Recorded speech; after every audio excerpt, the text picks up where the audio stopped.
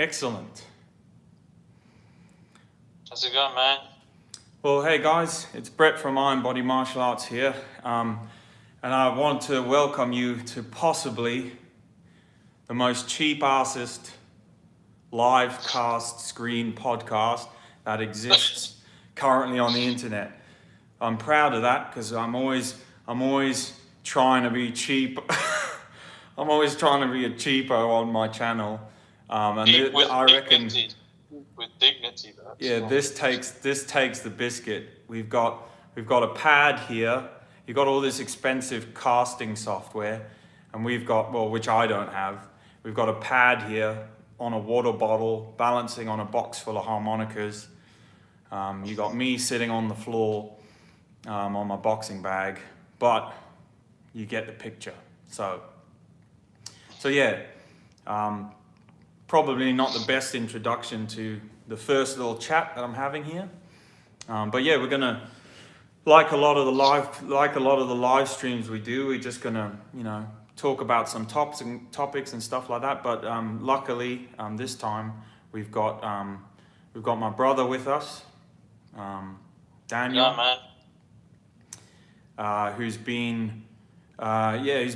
who's had his own martial art journey as well that he's been doing, not to be confused with Martial Arts Journey, the channel, but he's had his own sort of journey in martial arts that he's been doing.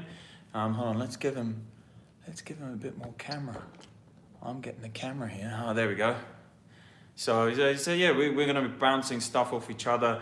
Dan's big into his UFC and he follows it a lot, and some of the new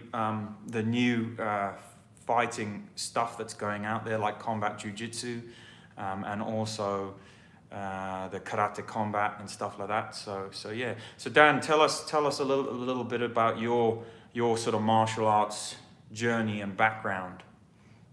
Well, I as you know, when we were growing up, you used to beat the hell out of me. My brother. Because you're tough as nails. It's my brother. Sorry? No, I'm just telling them it's my brother. For anyone who's joined in. So because Beach is so conditioned, it's you know what I mean. So that definitely conditioned me up, definitely. And then I'm trying to remember now. I think it was when I was 14. I started doing Muay Thai in Belgium. So I did Muay Thai for a couple of years, and then sort of. It was like a certain level of Muay Thai. It wasn't sort of the very best, but it was like good enough to sort of build up to a certain level.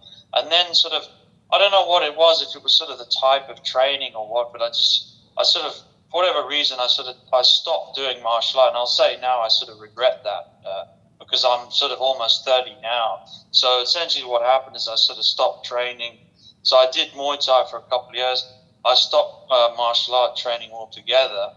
And then when I moved to Australia, I sort of under your guidance, BJ, I rediscovered. So I've always had a passion for combat sports of all types, sort of analysing, watching. But I sort of rediscovered my passion and for martial arts, and I wanted to sort of get back involved in it. And then I got involved in an MMA, a good MMA club here in Australia.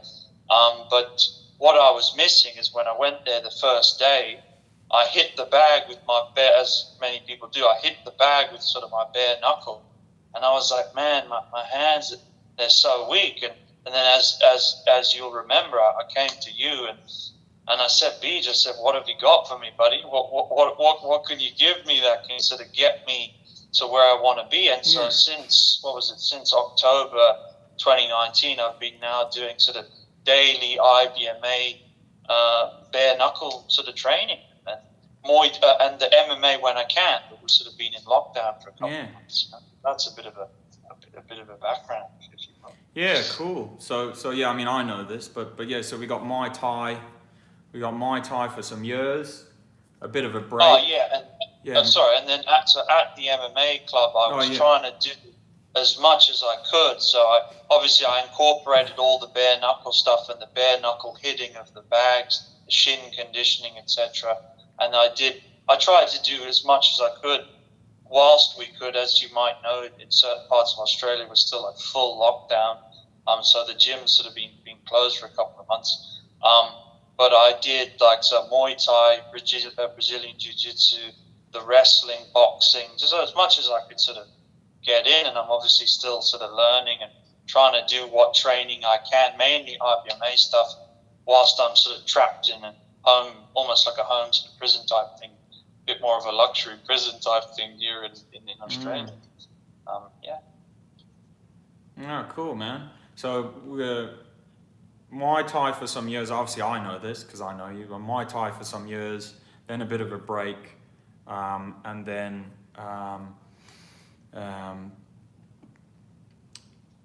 Muay Thai in Belgium, then a bit of a break, and then going into an MMA club in Sydney.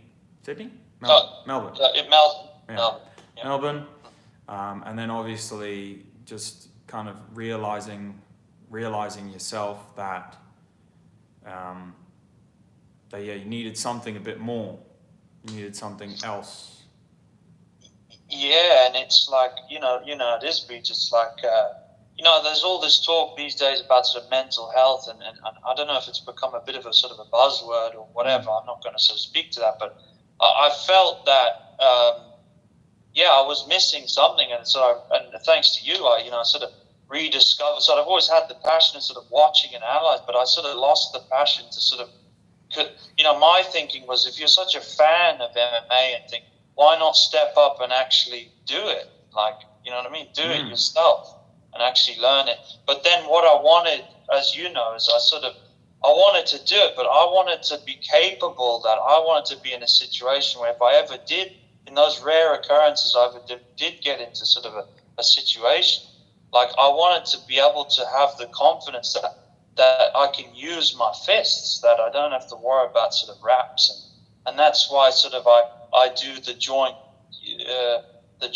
joint conditioning training together with the MMA stuff, and my point was I just found that sort of mentally it really changed. I must say it's sort of one of the biggest changes and positive changes I've made my whole life. In actual fact, was sort of going full bore on the training. I train every day, and I think this is maybe a relevant topic because, as some people might know, Melbourne has now become the most locked down city in the whole world. We've got that sort of not so great prestige, if you will. Oh, I didn't know that.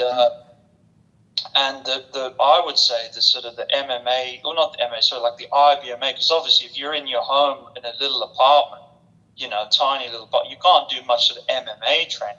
No. So I've just been focusing on sort of the conditioning aspect, the knuckles, and just daily training. And I just say that helps you get through just like such a long period of isolation. Just freaking train. You know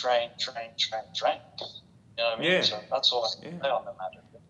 And I mean, that's exactly it. Like for all the years I've been running this channel, there's so many people who've come on and said to me, like, oh, why are you doing this? Why are you doing that? Why aren't you doing this? Why aren't you doing that? And it's like, man, just do whatever you can and don't worry about anything else. If you're in an area where you don't have all the tools and all the clubs and all the money, maybe you don't even have the money, then just train what you can.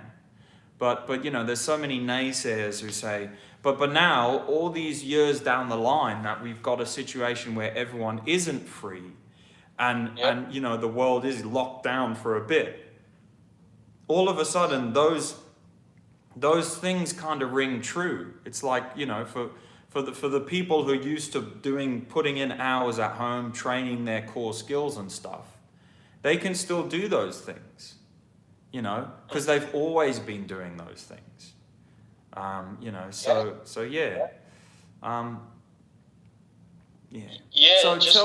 just on that note, that's a very good point, and obviously I've been following your videos, as you know, for a long time, even though I've only been doing sort of the IBMA conditioning since 2019. But I know that's something you've always sort of pushed hard because, like you said, because of your situation, you've had to do it. There's a lot of your own training on your own.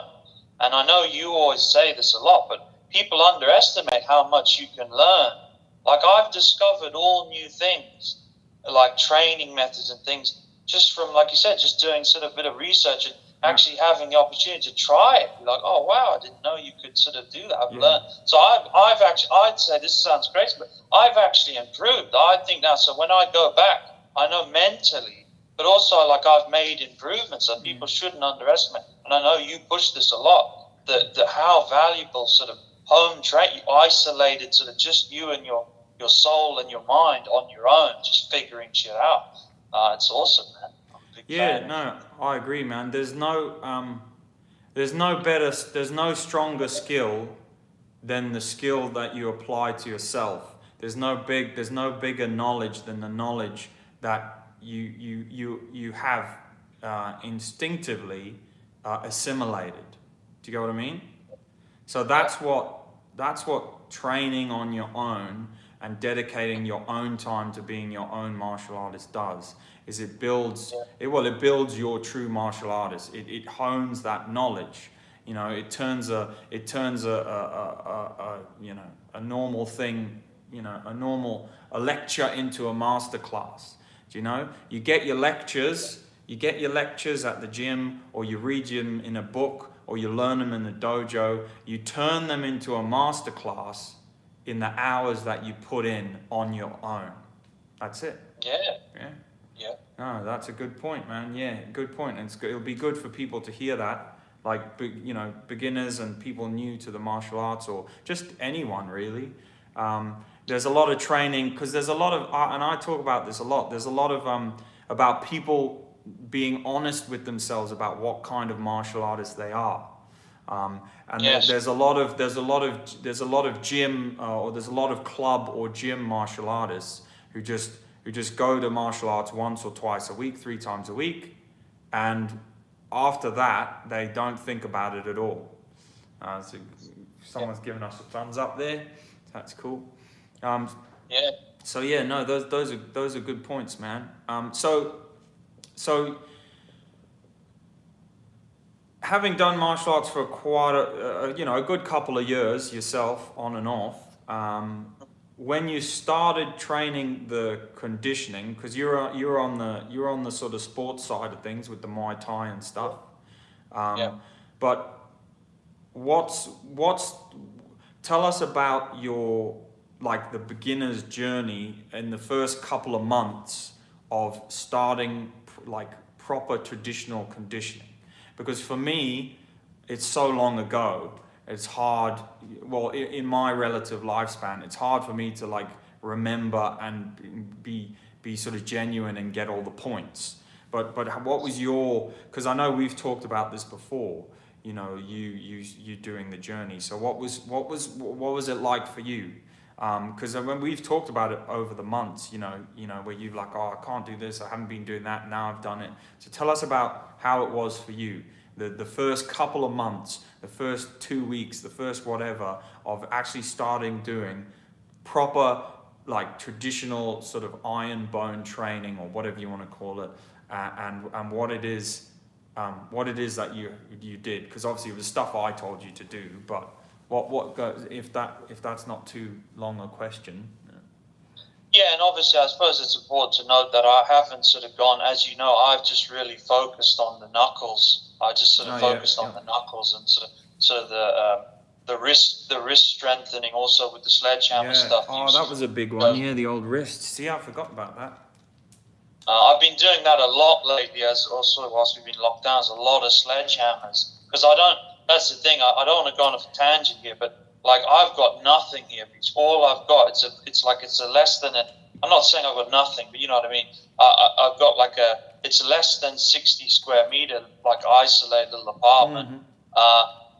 So all I have is a sledgehammer. I just have one sledgehammer.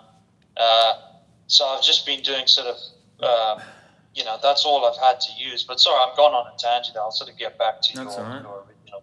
I guess my point was, I can't even hang a bag here. I've got like a bag, and it's on like a chair, and you've got to punch down. It's like the worst sort of setup. You have had the biggest ad lib setup, like, of things against you. Oh, you got a thumbs up for that one. So terrible, man. It's terrible. but there's But still, anyway, I'll get back to yeah, your point. there's still a lot of training you can do. So tell us what that was like, the beginning of the. Well, you know.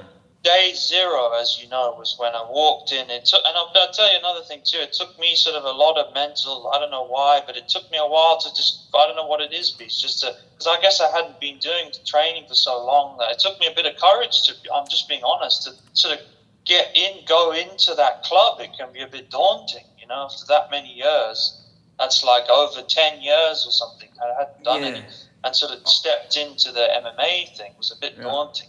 Yeah, definitely. And it's a good club. It's not a this competition. What's the club? You haven't said. It's called John Donahue MMA, and John Donahue's actually, if you look him up, he's legit. I mean, he's one of the first sort of high level jiu-jitsu practitioners in Australia. He's sort of one of the grandfathers, if you will. Awesome. And he sort of worked with some of the old legends, like Randy Couture and Frank Trigg. Wow. Like some people might know this, the original, like legendary sort of UFC. So he's a very respected guy. So I guess my point was it's a respectable school, and there is competition class people. So it's a good school. So that was a bit daunting. But so when I went in, as I said, day zero, my issue was without any gloves or anything. I just hit the bag a couple of times with my bare knuckles, and there was nothing there. You know what I mean? I could see that I couldn't hit anything. But you were obviously, because you'd done Thai for a few years. You were fully capable of hitting the bag and doing, albeit you're a bit out of practice, but you were fully capable of hitting the bag and doing some damage with your gloves on, with your wraps on. Yeah. Oh, definitely. So, because I saw when we started the sparring that I was like, I'm still there. I still remember. You know. But when you went in on that day, you thought, I'll do some, for whatever reason, I'll do a bit of bare knuckle stuff, and you were like nothing. You were just like, man, my hands are so weak, or not weak, but my hands feel not strong, or whatever. No, weak is it's a very fair way to put it. They were weak. You couldn't dream of hitting much with them without gloves and wraps, And so, I would say my sort of journey was, to your guidance. But once again, relative to what I had, I didn't have, as you know, I didn't sort of have sandbags or anything all I had. So what I started with, Beach, was in the gym that we have downstairs, there's a concrete pillar. And what I did is, and you'll know the sort of terminology, I forget what you call it. I got the yoga mat, like not a thick one, but like a decent yoga mat. Yeah. And then I just started. Is there a name for that? Was it soft? I forget what we call it. But I just started with sort of horizontal and vertical strikes, but like many repetitions, and then did it every single day for sort of a couple of months, if you will. And then I combined that with knuckle press ups, which originally I only did in a horizontal fashion until I just obviously become a rookie. You pointed out, make sure you do both. Sorry, I was doing them vertically, which is easier. Oh, okay, like that, yep. And if you recall, I was saying, Beach, these are going pretty well. And then you went, and then you were like, well, we'll start doing them horizontally. And I was like, oh, shit. And then I started doing them like that, and I was like, that's a lot harder. I found that a lot harder.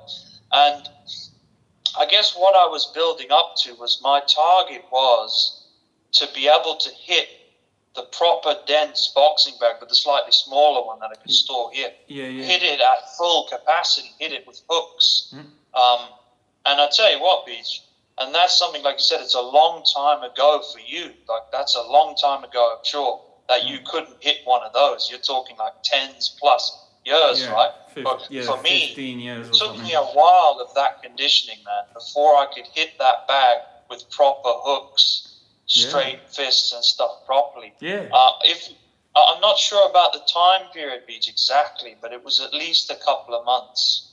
Well, it's funny, hey, because you go from doing boxing or kickboxing or karate or whatever you do with gloves, and you can wail on the boxing bag, and you've got for all intents and purposes, tough hands. And then you take the gloves off and you do a couple of hits, and you know, it's just like you say, it's not strong. You can't be confident in it. Da da da da da da da da da. So yeah. So I mean, I understand. I mean, I still remember, like, I've forgotten some stuff, but I remember when you contacted me and you were like, oh, I've got, you know, like you said, because I saw, and you'd been doing the punching practice, I told you, and then you had the, you know, you had like the cuts here in the little knuckle, in the indentation of the little knuckle, and I was like, oh yeah, I remember that.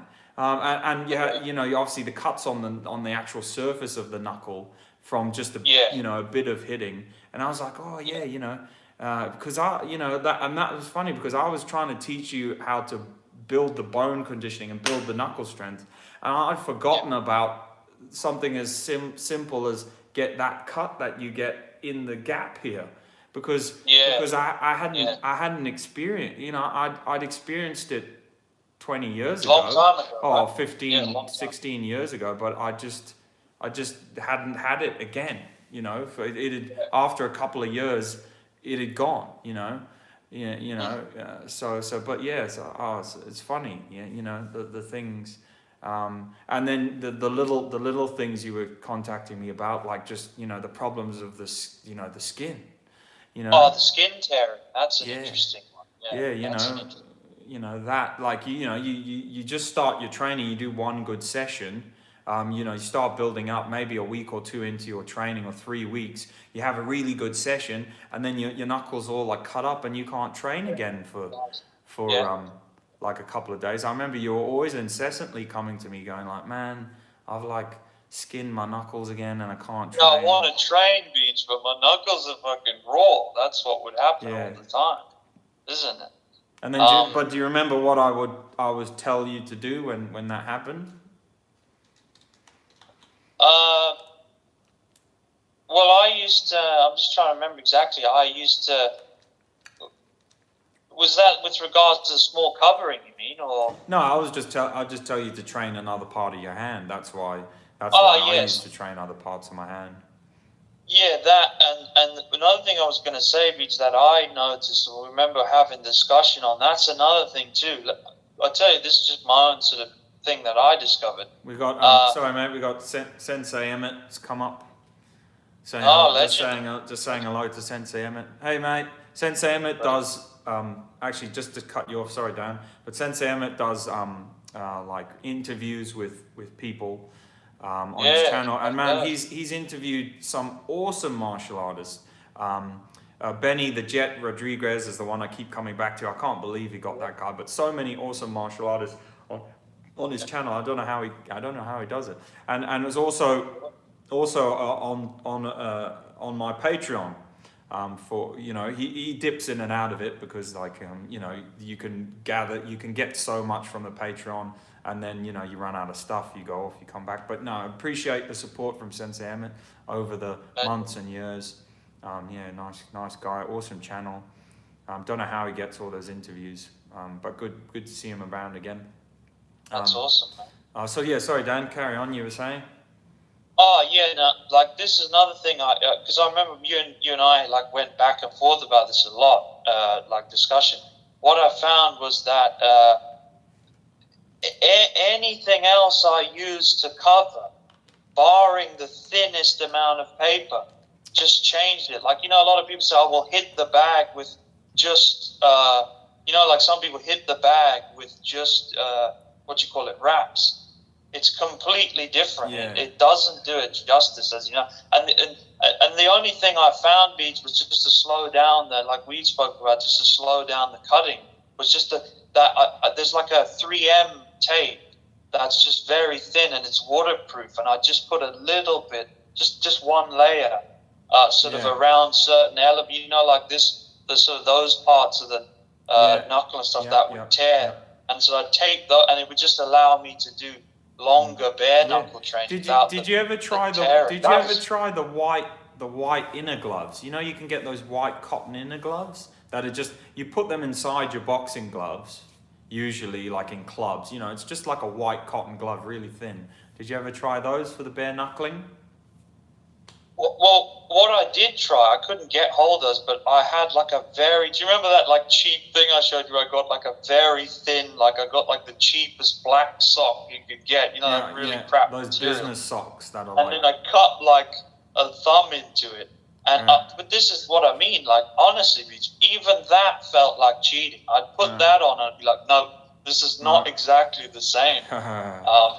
So so that took me quite a few months to get to that stage of hitting that at full force. And I must say, what I found, Bees, is even when I'm sort of doing now the regular sort of, and perhaps we can get to like what I do now, maybe as opposed to what's before. Yeah. But even I find now, if you don't hit the impact, because I suppose it's a different thing, but if you don't smash that bag every now and again, even if you're doing like the other type of stuff, you need to still smash that bag every now and again. That's just my sort of, I felt like if you don't do it every now and again, you sort of forget the feeling.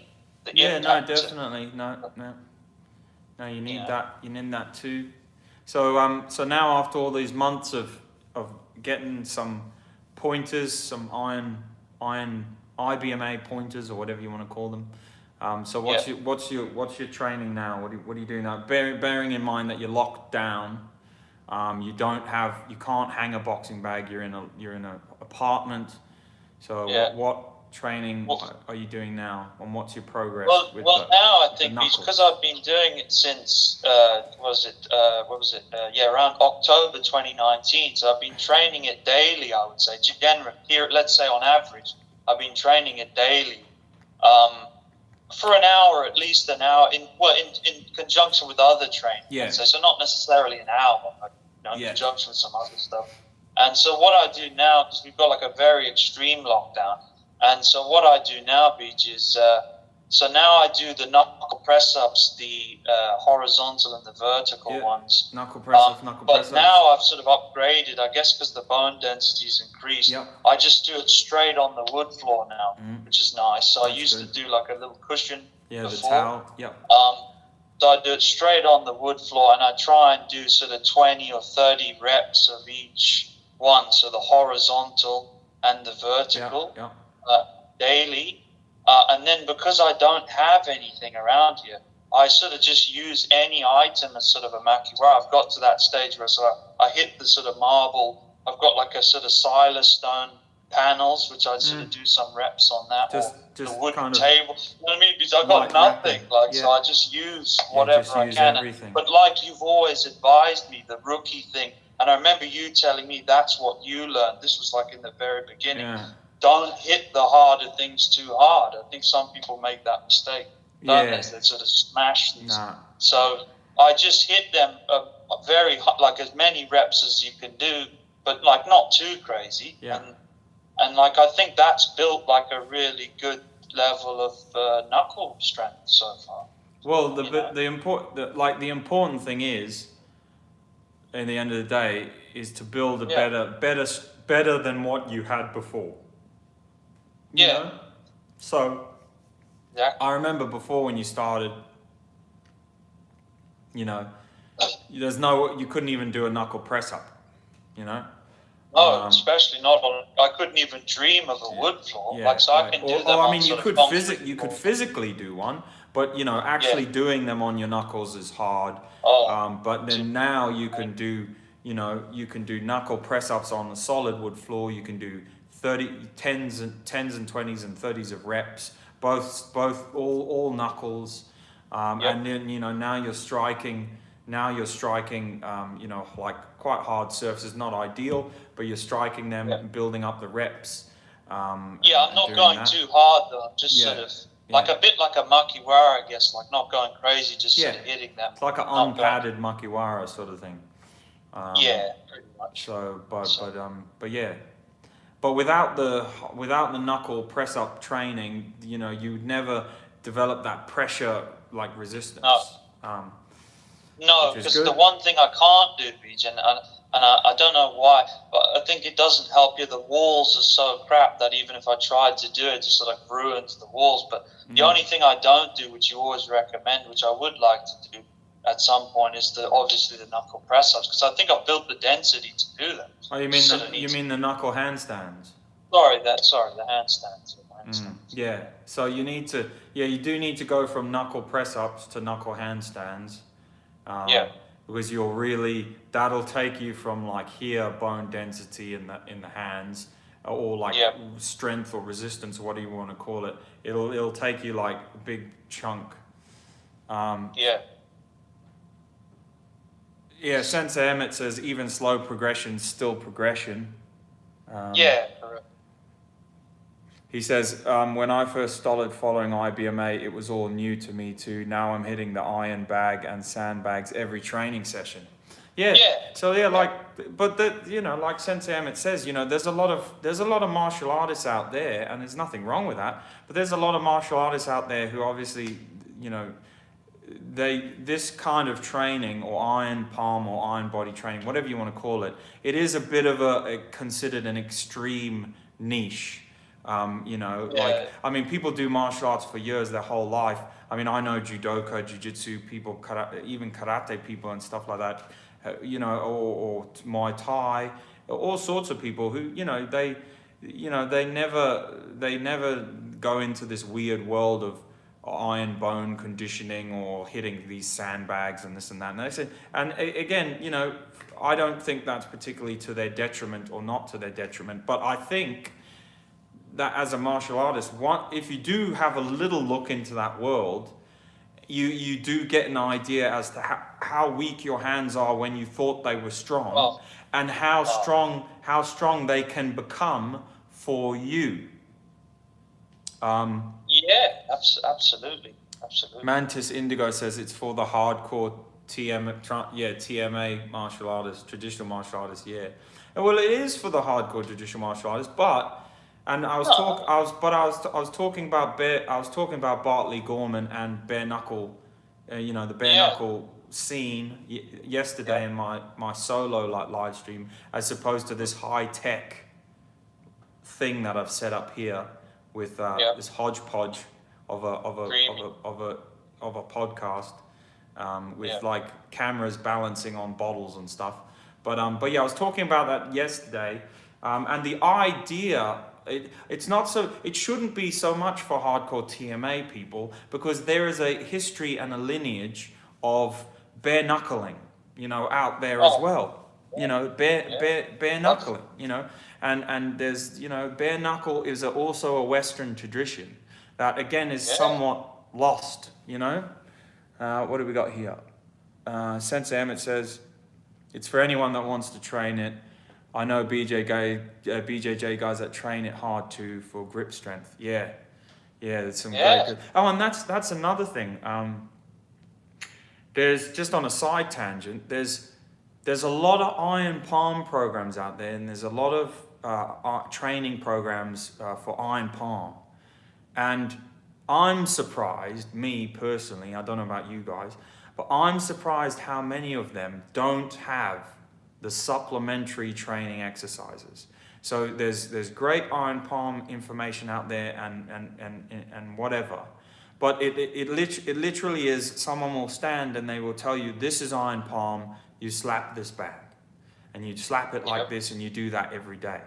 And what they won't do, I suppose, a bit like what I've tried to do in the IBMA Iron Hand course and on this channel, on my channel in the history, is kind of show you have to do all these so many things for proper iron hand training. You've got to develop the strength of the hand. Like Sensei Emmett said, you've got to develop the strength of the gripping of your hand, the muscles and the strength in your arm, the rest of your body, to be able to do these iron palm training techniques to the better ability of your body. Yes, you can just strike stuff like you see now. There's a lot of clips of all the Chinese guys out, but showing awesome iron palm, but where the even super traditional, where they're training just one arm, got one giant fat hand, but a lot of the time the rest of their body is quite physically underdeveloped. and you know, from a whole round martial artist point of view, slightly disappointing. I don't know if you guys have seen it out there, but this slightly disappointed me. And I love Shaolin and traditional martial arts and kung fu. I love it. But there's a lad out there online. He's got like dreadlocks, and I think it's him and his wife. And he ended up in, I don't know if he's not in Shaolin, but he's in, he might have been in a subset of Shaolin, but he's in a kung fu training school in China. And he's, you know, challenging some of the tutors to different exercises. And he challenges them to like pull-ups and stuff like that. And just what we would consider general strength, just general gym exercises. And you know, you've got high-level tutors there, but who are not achieving very good results at low-level basic strength exercises. You know, like pull-ups. And I don't know, I wish I could find the video and put it on here for you guys, but go find it for yourselves. But that is interesting to me. You know, that's slightly disappointing, because if you go to the 72 Secret Arts of the Shaolin, the original supplementary training manual, that was sort of rebuilt in the 1920s and 30s, you know, you're expected to also, you know, in kung fu and traditional kung fu, have you know, decent levels of all those sorts of basic strength exercises in there. You know, core, lifting, pressing, pulling, pushing. It's all meant to be in there. So to see quite high level tutors and people who are very respected, you know, not demonstrating very good levels of basic strength exercises, is kind of a bit disappointing to me for their capability to actually physically fight, really, like for real.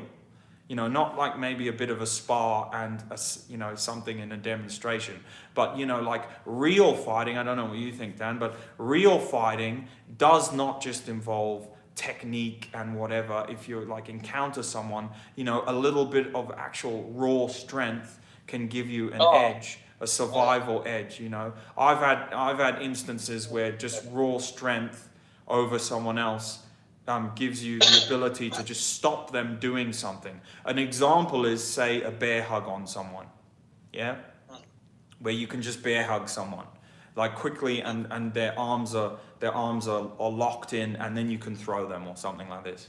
You know, that simple maneuver of doing a bear hug knocks out a lot of physical capability that could come your way. You know, and anyway. I'm gassing on, so we'll move on. We got one more comment here.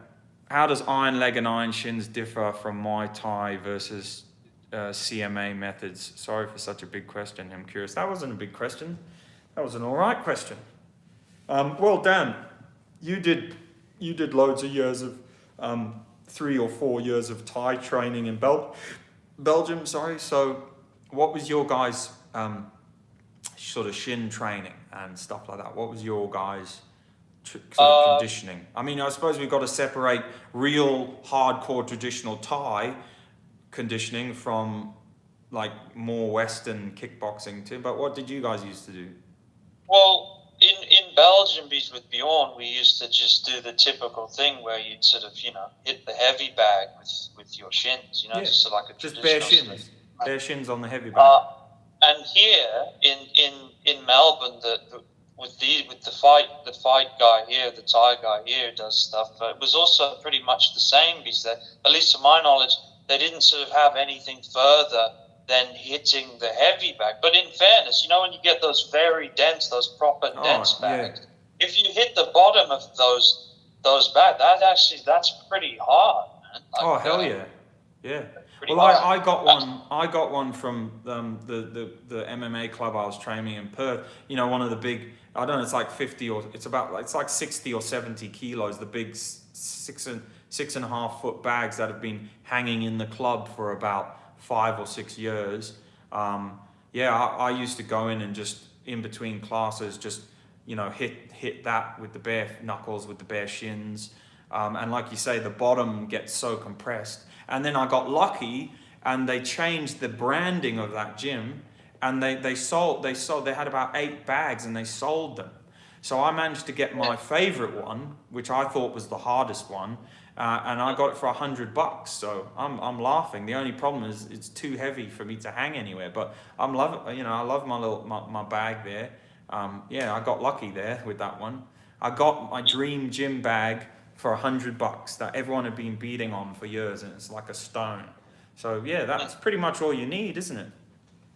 But as you remember, Beach, what I did start to do is that was a good one. I got the bamboo, the bamboo bundle, the nice dense one, and I was using that on the entire shin, inside, outside. That's pretty good. Yeah.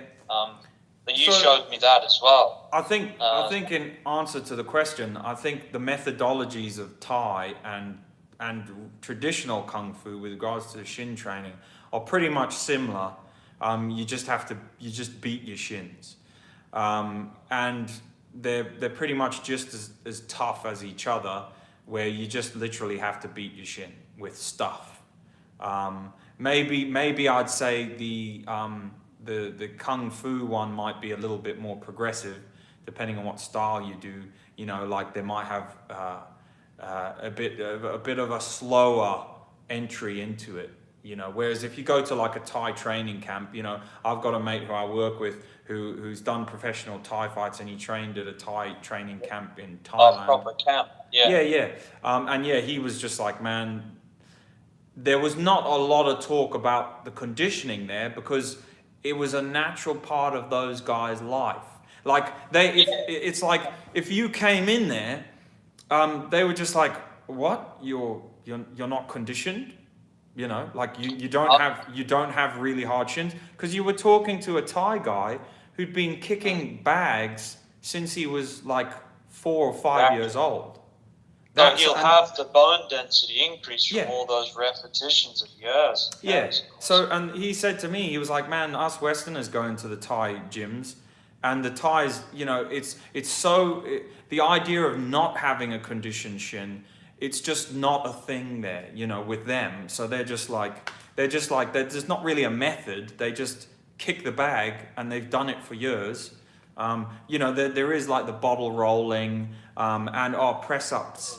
They used to lean their shins on a horizontal pole and do press ups. And then as you do the press up, your shin rubs across the pole like this, like that. So he said that sounds pretty evil. That was a good question there about that. Well, I just wanted to add something to that, or if you got another. Hold on. Oh, look, it's Jobo 1983. He was here yesterday, actually. He says, in truth, knowing few tough Thai guys, you hit hard, heavy bags for a few years and spar with no shin pads, and that is enough. Yeah, exactly. There we go. Yeah. Exactly. Yeah. Oh, yeah. And equally, there are whole that kind of training can't be poo-pooed, because there are whole traditional kung fu training systems like Mantis, where mainly the conditioning is done like skin on skin, bone on bone, partner on partner, really traditional old school Mantis, where you'll be facing off against your other training partner, and it'll be like lots of pulling and pressing, and just all striking against each other's bones and stuff like that. Anyway, what do we got? Are the Chinese the roots of iron leg, and when it spread into India, China, aka Thailand? Right. The Chinese the roots of it? Who knows? I possibly. Sensei Emmett says we used to do drills, kicking and training partners shins to shin. Who doesn't remember the glorious shin to shin drills? I think no matter what martial art you've done, like even like Shotokan. I mean, even in Shotokan we used to do those, but it messed your shins up with cuts and bruises didn't seem worth it. Yeah, who doesn't remember the tradition, the good old the good old evil shin to shin kicking drills? Yeah, we all thought that was the way, and you just kill your shins. But hey, after all, it worked. It made your shins tough. Yeah, so just for anyone who's joined in, this is Dan, my brother, and yeah, we were just talking about his, his journey from sort of Muay Thai, being off martial arts a few years, to then just out of the blue kind of contacting me and really wanting to get into the iron body training, traditional stuff, mainly to do with strengthening his fists and his wrists, because he wasn't happy with how his wrist strength for the bags, always bending, and his actual fist strength, the toughness of the knuckles and stuff, just wasn't where he wanted it to be.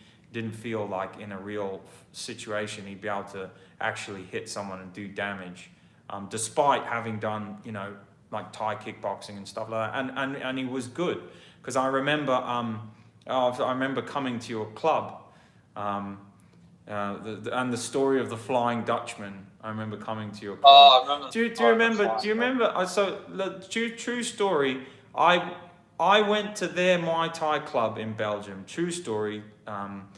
And for I don't know how it even happened, but I ended up in a Colosseum of Ring of Death where the instructor pitted loads of the Thai fighters against me. I don't know how, because I was just training in the corner and I was trying to respect the style and train how they trained. But I ended up getting... But you were causing a lot of that problem. Because Bjorn, who's the head trainer, he could see that you were sort of causing a lot of them trouble, like in the sparring, if I recall my memory. And then he sort of put some of the competition, like that guy. Do you remember the guy? He's the Flying Dutchman, the guy who was... he was actually from Belgium, but we call him the Flying Dutchman. He was the guy who was just training for a fight, Peter. And I think after you made him the Flying Dutchman, that was I don't know if he ever competed again after that. Maybe I don't know. I'm not sure. No, but you're not allowed to say that because according to like the YouTube trolls and stuff, I don't spar. I don't have any sparring videos or proof of me. I've never sparred. I've been in martial arts for 20 years. I've never sparred anyone. So this whole scenario of me going and fighting and training with a load of Thai guys from Belgium, and like, that's not allowed to happen. That doesn't exist because it's just not on video. Well, it doesn't. The stance is a thing we saw with the Flying Dutchman, and like more recently, I've sparred some pretty good guys, and I've done pretty fairly well here at the local place. But your stance and the distance management makes it if you were to line up a couple of people, so I guess spar them, and they said spar you, it's a much harder puzzle to sort of, for someone just low level as me or whatever, but even higher level, like it's a hard puzzle to solve, that sort of stance and distancing, etc. that you use. It's especially for someone in a traditional Thai stance, I believe, just my opinion. It's quite difficult to solve. Yeah, that was a fun time. It was nice to come and spar those guys. There was some good guys. Don't forget, and you bugger, you hit me with the spinning back kick. Do you remember you hit me with the spinning back kick and you dropped me with it, you bastard? I still remember that, and I was completely winded, and that guy had to lift me up to get some air out of my lungs. I haven't forgotten that, you bugger. It's so unfair. I didn't try and hit you very hard with that spinning back kick, but you're just in the wrong place at the wrong time, I think. Yeah. I'd never been dropped though, because that was the first time I'd been dropped by a body shot. You hit me quite hard, because you can generate a lot of force with those spinning attacks, right? Yeah, that's not good. That was a nasty one. That wasn't good. Yeah, poor dude. Oh well, you were tough with them lot. Oh, and tell the guys about the story when you and Al, after your Thai training, and those thugs came in Belgium and like threw pipes through the window, and you guys went outside and Thai kicked the shit out of them, and then they ran away. That was cool. Awesome, man. Al was our other brother. Al was like 6'4". How many kilo was it? 120 kilo, like bodybuilder. Yeah. And he was just with that force and weight, but he'd done some Thai training. So we were sitting in the house, and yeah, these yobs sort of through, you know, those like plastic construction pipes. Yeah. We had our open windows. And In Belgium, of course. In Belgium. Yeah. Fucking They Belgium. thought we could just get away with throwing these little plastic pipes through our windows, and then me and Al sort of came running out the door. And I remember we got in a let me set the scene for the guys. So imagine you're two French/Belgian Wallonian thug losers who seem to exist. They exist in like the Grease era, where they like grease their hair and walk around in jackets, and they're like and they think that they don't have to train, but somehow that they're tough. So these are the strange people that exist there. These Wallonian, French, Belgium freaking weirdos. But I'm talking about the thugs here, not all the Belgians. So they, and if you guys, he said someone's attacked the wrong building. So these guys think, oh, we'll walk down the main street in Ypres, that's where they used to live, and throw some of these plastic pipes through the window. And now you can go on his channel, so it's Alan Eltron Barrel, or Eltron Barrel, Eltron. It is Eltron Barrel, isn't it? Correct. Yeah, that's our older brother, Alan, who unfortunately sadly passed away in 2012, God rest his soul. But this guy was like 135, 140 kilo, 6 foot, what was Al, 6'11"? 6'4". Oh, you see, I bigged him up. So 6'4". Tree trunk legs, like tree trunk. And lifelong bodybuilder, but not martial artist. But of course, me and Al used to wrestle and sort of fight and this and that. And I was the martial artist, he was the bodybuilder, but he's just huge. And he'd done some Thai as well. But he was a gentle giant. He was a gentle giant, heart of gold. But he had that rage inside him. He had a warrior spirit. So anyway, he'd been training Thai in this camp with Daniel in Belgium for 3 years or whatnot. And, you know, he might have not been the most technical fighter, but he could have destroyed everyone there because his legs were like tree trunks and he was like a muscular guy. But he was very, you know, a gentle giant, you know. So you know when you release a gentle giant, it's like of Mice and Men, you know, George and Lenny. You know, Lenny is a big guy in the story, can just like destroy people, but he's a very kind person, you know, so it's his kind spirit that stops him from just crushing people. So yeah, anyway, I remember Al at the Thai when I came and trained with you guys, and you know, I even remember sparring him, and I'm sure he's being really kind to me, but he always used to hate sparring me because, you know, obviously he's so big and muscular and big anyway, but he would, you know, spar me and I'd just put up these horrible, I'd just move and put up like a horrible arm, and he always used to complain because he'd be like, fuck, your arms are like wood. They're like, you know, he'd just get him right in the muscle and it would just nail him every time. So that's an interesting thing. Even though he's so big and strong, the conditioning of your body in the martial arts makes a big difference, you know, even against massive, strong opponents. But that's not the story here, because he could have just probably picked me up. And once he did, I want to tell this first, once we were having a wrestle there in Belgium, me and Al, and I remember he just like, I was trying to do martial arts shit on him, and he just got me like this and picked me up and just went, ah, and he crushed me. And he was only playing, he crushed me, and he probably then released me because in real life he could have just crushed me into a pulp. But when he dropped me, I then ran around the back of him, jumped up the back of him and got him in a rear naked choke with one of those kick out the back of your legs, so he fell to his knees. But it was like something from a manga. It was funny because once we'd finished, like we were like, oh, that was cool. Blood just was like running down my nose from like how hard he'd crushed me. And he was fine. So, but I always remember that was like such a cool moment between us where we had this like little battle, like brotherly spar, fight, whatever you want to call it. But it wasn't like, there was no ill feeling in it. It's just this little cool combat. And I just got completely crushed, managed to weasel my way out of it.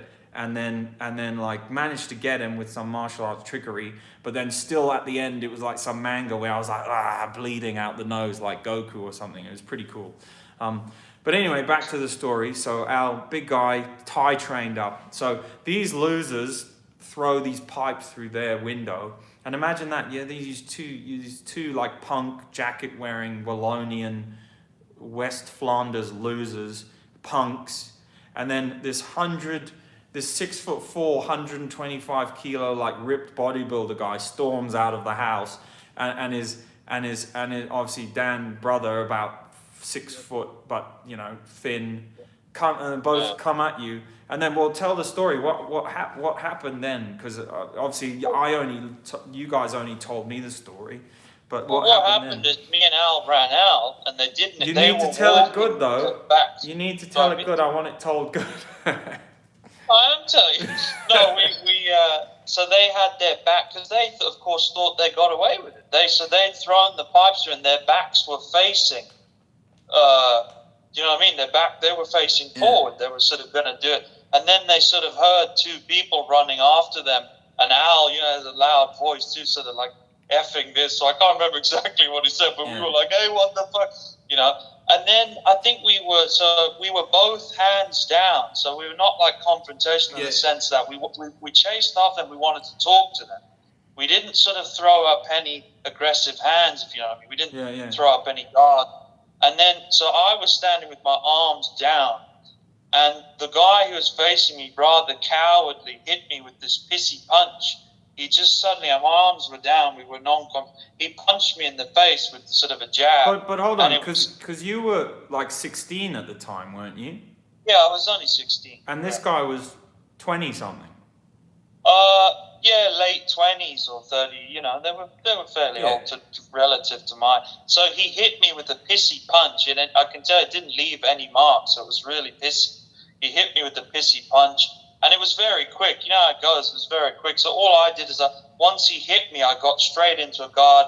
It wasn't anything crazy on my end. I just pushed him back with a couple of defensive jabs. That was it. I just pushed him back. And you did your Thai guard. So what kind of guard did you do? I'm holding the phone. So damn. But just a traditional Thai guard, and I just threw some defensive jabs to push him back.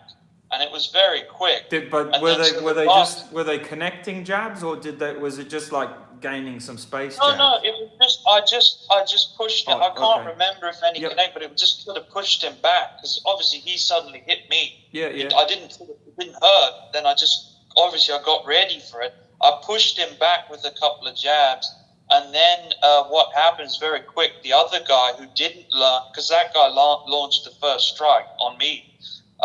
The other guy, all I remember is Al hit him with a beautiful full, that nice full rotation Thai kick with the hip, the sort of key movement, the hip. And all I remember is, like he said, he might not have done that much Thai, but I tell you, it was completely on point. He collapsed his knee, so he collapsed his whole, so he fell to his knee. He collapsed his whole leg. And then he punched him straight, clean, nice straight punch, straight to the jaw, full force. And after that, they didn't want any of it. They were like, okay. I reckon he broke his jaw, because he wasn't talking.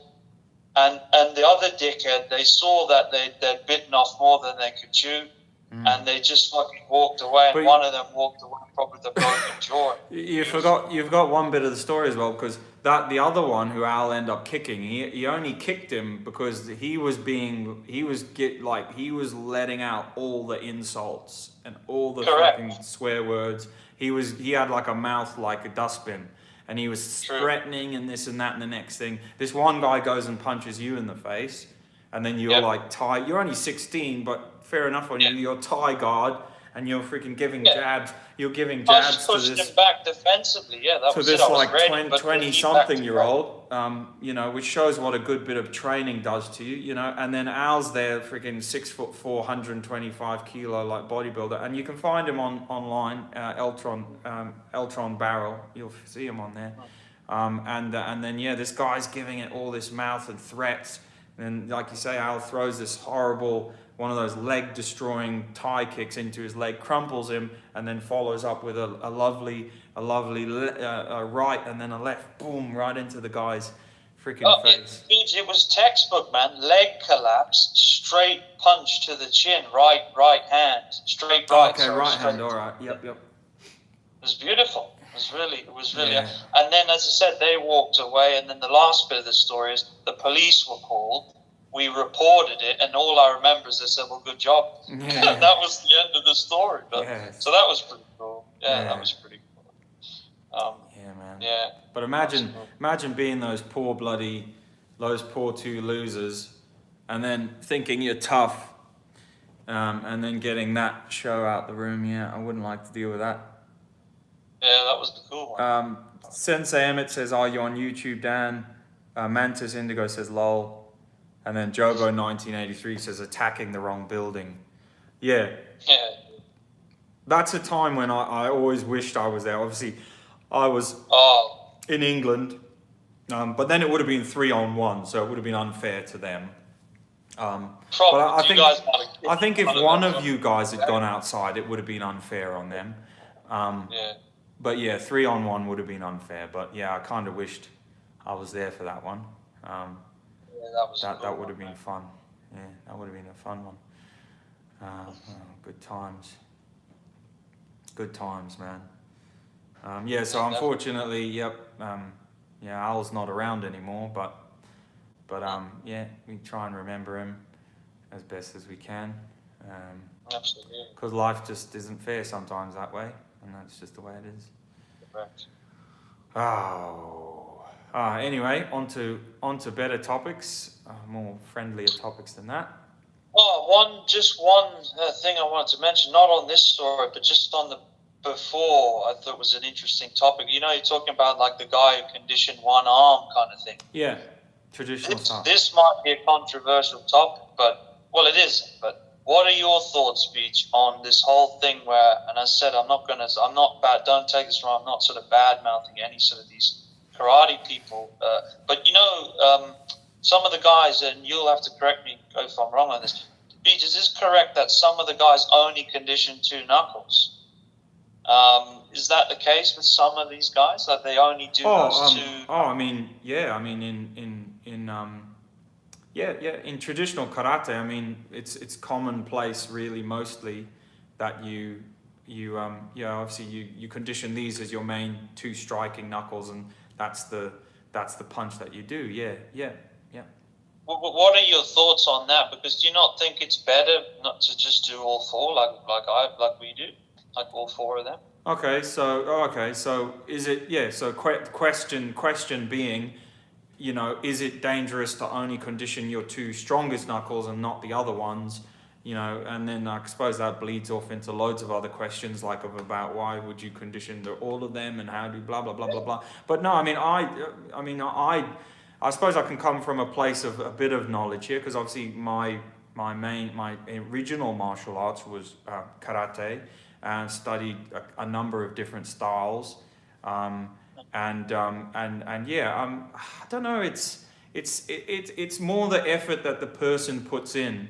But yeah, you know, it's weird because I can only see it from a kung fu.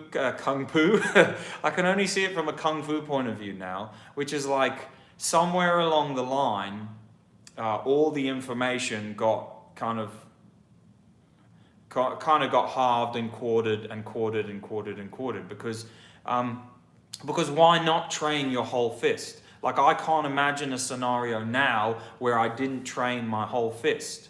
But back when I did karate, and if I'd carried on karate, you know, I would probably just condition the first 2 knuckles. Another thing I believe, and if you check traditional Okinawan teachings as well, another thing we do too much, and this is because of the modernification of karate in the 1920s into Japan. Another thing we do too much is we over twist. We over twist. Traditional kung fu style, this is about as much as you twist.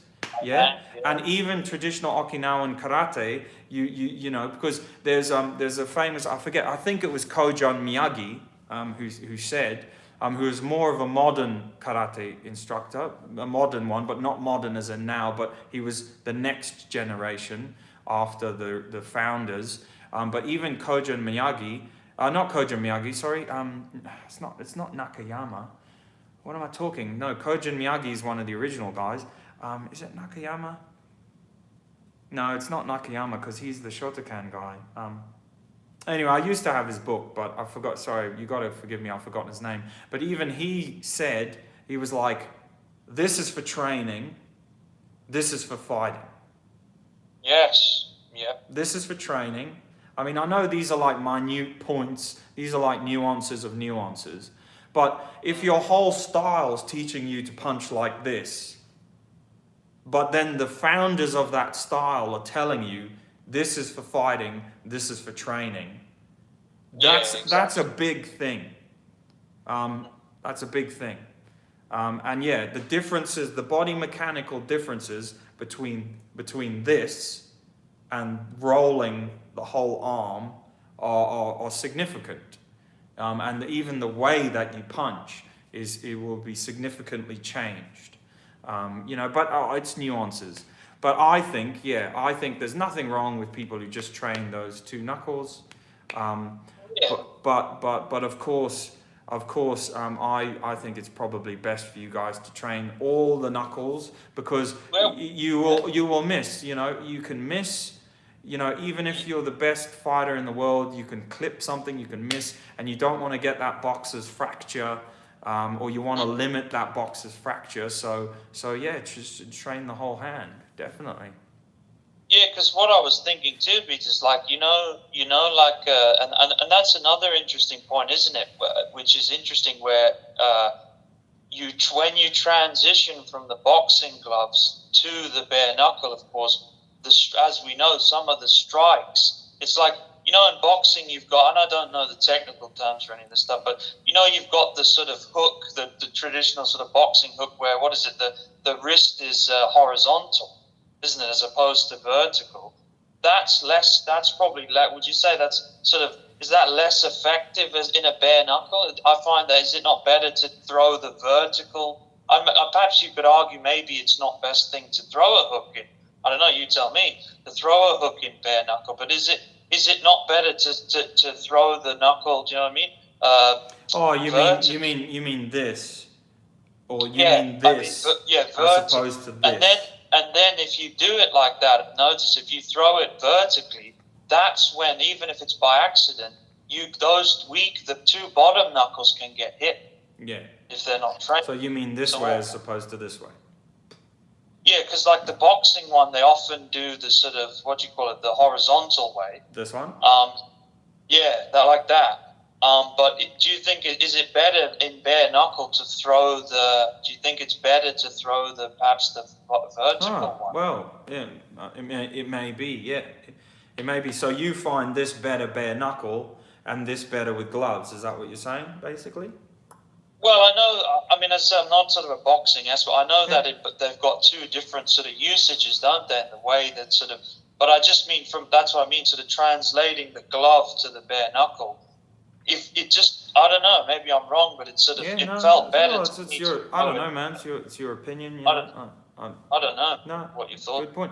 I guess sorry. No, that's I don't know. Yeah, I think there's a different, like, I was trying to think where I throw these as opposed to these, and there's just a slight mechanical difference probably to do with reach. Well, I was going to say that I think, and as I said, I'm sure there's lots of guys on here like really good boxers, so they can. They'll know. If I'm not mistaken, Beats, the horizontal one, I think that's a more distance one, isn't it? Yeah. Whereas the vertical one is sort of closer. Yeah, because it's weird to do this. You're not going to do this, are you, as much? Yeah. You know, just so I guess the arm doesn't work that way. Yep. Get your thoughts on was that's when those bottom knuckles that maybe you haven't trained are more likely to get hit, isn't it? If you hit like. Oh yeah, I mean that's probably that's when a lot of people the old haymaker, the old traditional punch. that's when a lot of people bust those knuckles, because it's, you know, the hand strikes and it fits into that face nicely, and that cheekbone goes into them knuckles there, and that nice little boning gets snapped. And just one other thing on that to get your opinion, because do you remember you sent me, I can't remember the channel, but do you remember you sent me that channel? There's like a bare knuckle boxing guy, like a Mexican guy. You remember there's like a Mexican family. Yeah, yeah. And it's a cool bare knuckle what are your channel. thoughts on that reverse? So the reverse hook, where you actually throw the hand upside down, and then you land. That's pretty awesome, isn't it? I don't know if you remember, but I practiced that for years, that reverse punch. Yeah, I do. And I, you know, and then, you know, because it, you know, and it is a punch, you know, in traditional martial arts, where, you know, you come. I think they call it cannon punch or something. I don't know, in some Chinese styles, but you come round. It's the opposite way round, and then obviously you're trying to get the person like that. And obviously you're using those two nice strong knuckles too. And then if they intercept it or guard it, you know, it's a natural hook. You know, it just literally it's a trap. Yeah, so it's like, and it can be a trap anyway. A big swinging punch like this, and it's like, oh, I'm going to put my guards up because I see it a mile away. And then it's like, oh yeah, it hasn't hit them. And it's purposely thrown like that to then hook down and do something else. Well, straight from another punch or whatever it is you want to do. But yeah, it was interesting to see that, and that goes back to the Bartley Gorman stuff, the bare knuckle king of the gypsies. It was interesting to then see that punch being used by an American group of bare knucklers, you know, who don't have the martial. They've got the pugilism, but it's not the martial arts link. But they're using the same punch because from, like you said, from the training, from actually experiencing the skill, these real methods have revealed themselves again. Do you get what I mean? They've revealed themselves again. You know, these kind of upside down strikes, which are weird and strange. And it's the same as because someone was asking yesterday about the Phoenix Eye punch. And it's the same as, you know, Bartley Gorman in his book, Bare Knuckle King of the Gypsies, one of the heavyweights of the old gypsy world, very famous guy. But again, there's actually a channel that focuses on YouTube, but I've known about him for years, and read his book and whatnot years ago when I was a teenager.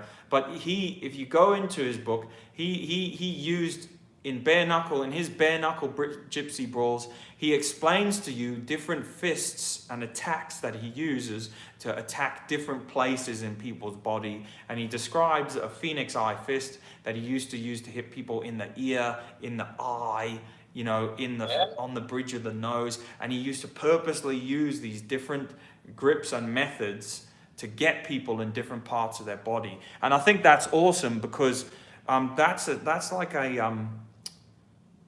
a historical source, or that's like a source to show that these things are viable, you know, because if you've got traditional Chinese martial artists, and you've got these translations of text, and you've got people training it all robotically or whatever, and you've got you can have a big consensus of people going, man, those things are bullshit. They're just like weird rubbish that the Chinese do. Who knows? It's not them. But then, totally removed on the other side of the world, you've got a gypsy bare knuckle boxer in the 1960s and 70s, you know, using these same methods, you know, to nail people, you know. And I tell you what, as far as I know in his book, you know, he doesn't mention anything about kung fu or watching Bruce Lee movies, or, you know, I don't think he got these things from TV or film or anything. Yeah, I think he may have done, but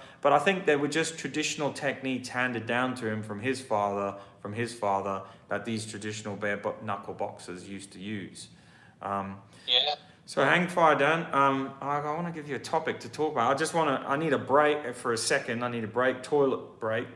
But I need to leave you something. You're going to have to entertain the masses for a second. I don't know how. Good luck. Oh, no. Yeah, that's an odd one there, buddy.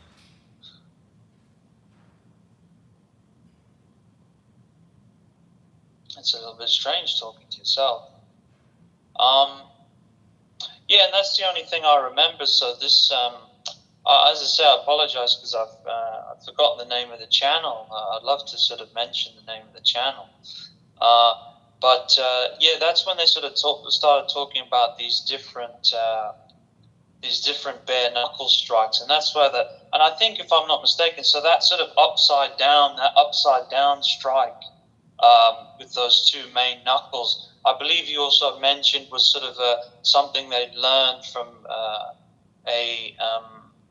like an injury prevention point of view, where they found that, if I'm not mistaken, so there's people on here, so correct me if I'm wrong, but I believe that they mentioned that throwing that sort of traditional boxing hook with a glove, throwing that with a bare knuckle was sort of more prone to injury. And that's when they started talking about the sort of vertical fist, or this sort of upside down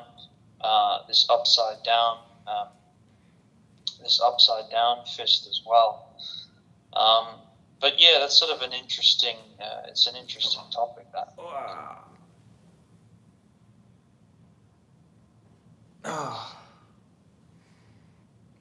Did you keep everyone entertained? Yeah, I was just telling you, but like I was saying that I think the reason the guy mentioned that too, another benefit of that upside down hook was what they'd learned from an injury prevention point of view. Found it was like less likely to injure the hand throwing it upside down like that. That's what I seem to recall. So actually, not that there's anyone listening anymore, but on that topic, you were saying before how, I mean, this is something we've sort of talked about, and I'm interested to follow and cover more, which is the bare knuckle FC. Oh, is that which is that? Do you mean the full bare? Do you mean the UFD? Do you mean the full MMA with bare knuckle, or do you mean the BKFC? BKFC. Oh yeah, so I don't have the kind of like full details, but I believe that they've had their first. Is that what you were calling it with regards to the first death? So had their first death in a recent. I forget the guy's name, but I'd have to look it up. But yeah, they've had their first death. I believe the guy sort of was knocked out, and then he didn't sort of immediately drop dead. I believe he was sort of unconscious, and then he had sort of various injuries, like spinal injuries. And then there was sort of, it was a bit strange, there was nothing to do with COVID, but there was like a viral infection that then went into the spine, something really nasty. And then he died. But like you said, it looks really bad for the sport. Bare knuckle FC, yeah. But and then so there's an interesting thing, because you're talking about injury prevention, and just a bit of boxing history is in the past, when the boxing was traditionally bare knuckle, or even when they got some kind of rudimentary gloves, apparently they didn't. These fights used to go on and on and on for a long time, but it wasn't traditional, or it wasn't really done that they used to punch each other in the face much. So, so I don't know what level of they must have had obviously conditioned hands and done a lot of practice, but then also different to bare knuckle FC now. Like now the culture, these guys are just smashing each other in the face. But in the past, in the 18th, 19th century, they weren't punching each other in the face, apparently.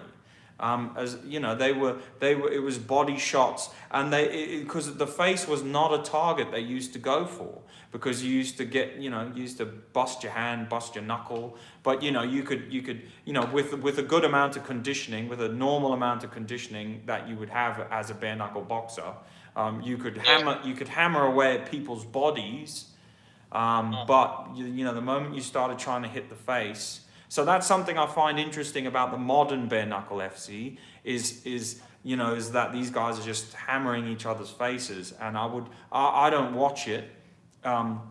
We're planning on getting into it, but you watch it. But I'd be interested to see what the effects are on their hands, like what kind of injuries they're getting. You probably Well, know. yeah. On that note, I watched some of it. But the thing is, as you know, so what tends to happen with BKFC is once a lot of UFC and MMA athletes, once they start dropping out, you know what I mean? Let's say their career has ended. Yeah. They sort of drop into BKFC. But the interesting thing is, like you said, a lot of them, other than what they're doing daily, let's say, or what they learn from the impacts from MMA and everything, it doesn't appear that they're doing any sort of dedicated knuckle conditioning. But they are allowed quite a thick, so I believe within the BKFC, you're allowed a very, nice thick wrap on the wrist, and then you're allowed a wrap fully up to sort of just the end. So you just have to have obviously just the exposed knuckles at the end. So like you said, I think what happens is you've got a lot of these guys who haven't sort of grown up in that, I guess, in that sort of art, if you will, of bare knuckle. And like you said, the way they throw, I think they throw their hands, but they're just so wrapped up. And yeah, if you see them afterwards, their hands are often, even Paige Van Zandt was quite a popular female UFC fighter, went into it. You could see on her hands she hadn't done sort of any preparatory conditioning. And yeah, hands were amazing fight, but sort of her hands were so bloated after. Yeah, I think I've seen a picture of her hands, and I mean, I guess respect, man, respect. Yeah, we're not saying that. We're not saying that anyone's hands wouldn't be the same. But it's we're just talking about it from the interests of a conditioning point of view. That's all. So that's the interesting thing. And then there's Ken Shamrock's one. What can you remember what it was called, Beej? He's got his one. So Ken Shamrock started one, which is true bare knuckle, where I think the only thing they allowed was like an optional, very thin wrist thing, but just really thin. Mm. Can you remember what that was called, Beej? No, I can't remember now. No. I don't know. Valor. Yeah, that's it. Valor FC. Yeah. Wasn't it called Valor? Yeah, probably. Something like that. So I've seen that one. That one's, once again, I think a little bit more interesting because it's like more true bare knuckle. But then there's a new one to keep an eye on, which is called Gamebred FC, from Jorge Masvidal, who's a current UFC fighter who started, you might remember him, so the Kimbo Slice days. He started sort of bare knuckle in Florida with Kimbo and everything. Yeah, and that's a really interesting one because he's implemented, which I don't think was done before, other than like obviously the old UFC you and I remember, like the beginning.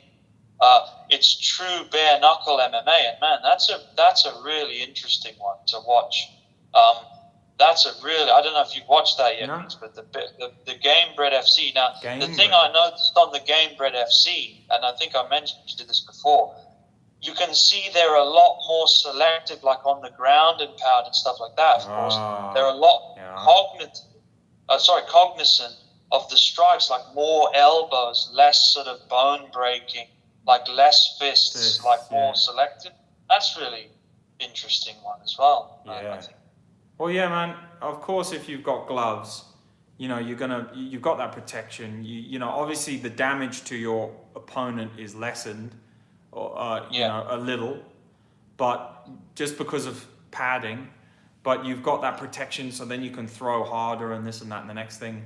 But you take that away, and everyone's going to be very careful of what they throw, using much bigger bones to inflict the same amount of damage. Maybe different strikes, more hammer fists, maybe, I don't know. Yeah, I've seen, the more hammer fists, I've seen that. It's actually really interesting because I find that if you're a fan of UFC and all that kind of stuff, you can kind of, it's an early thing, like I think they've only had 2 events, but you can sort of, or maybe 3, you can sort of watch it as almost a whole different thing. Like we've just said, the sort of the more selective strikes is quite interesting. Gamebred FC. I'll have to look after. And then of course there's the karate combat, which karate combat. Yeah. Covering some stuff. I was really interested in that. Even to the point where I looked up the rules set.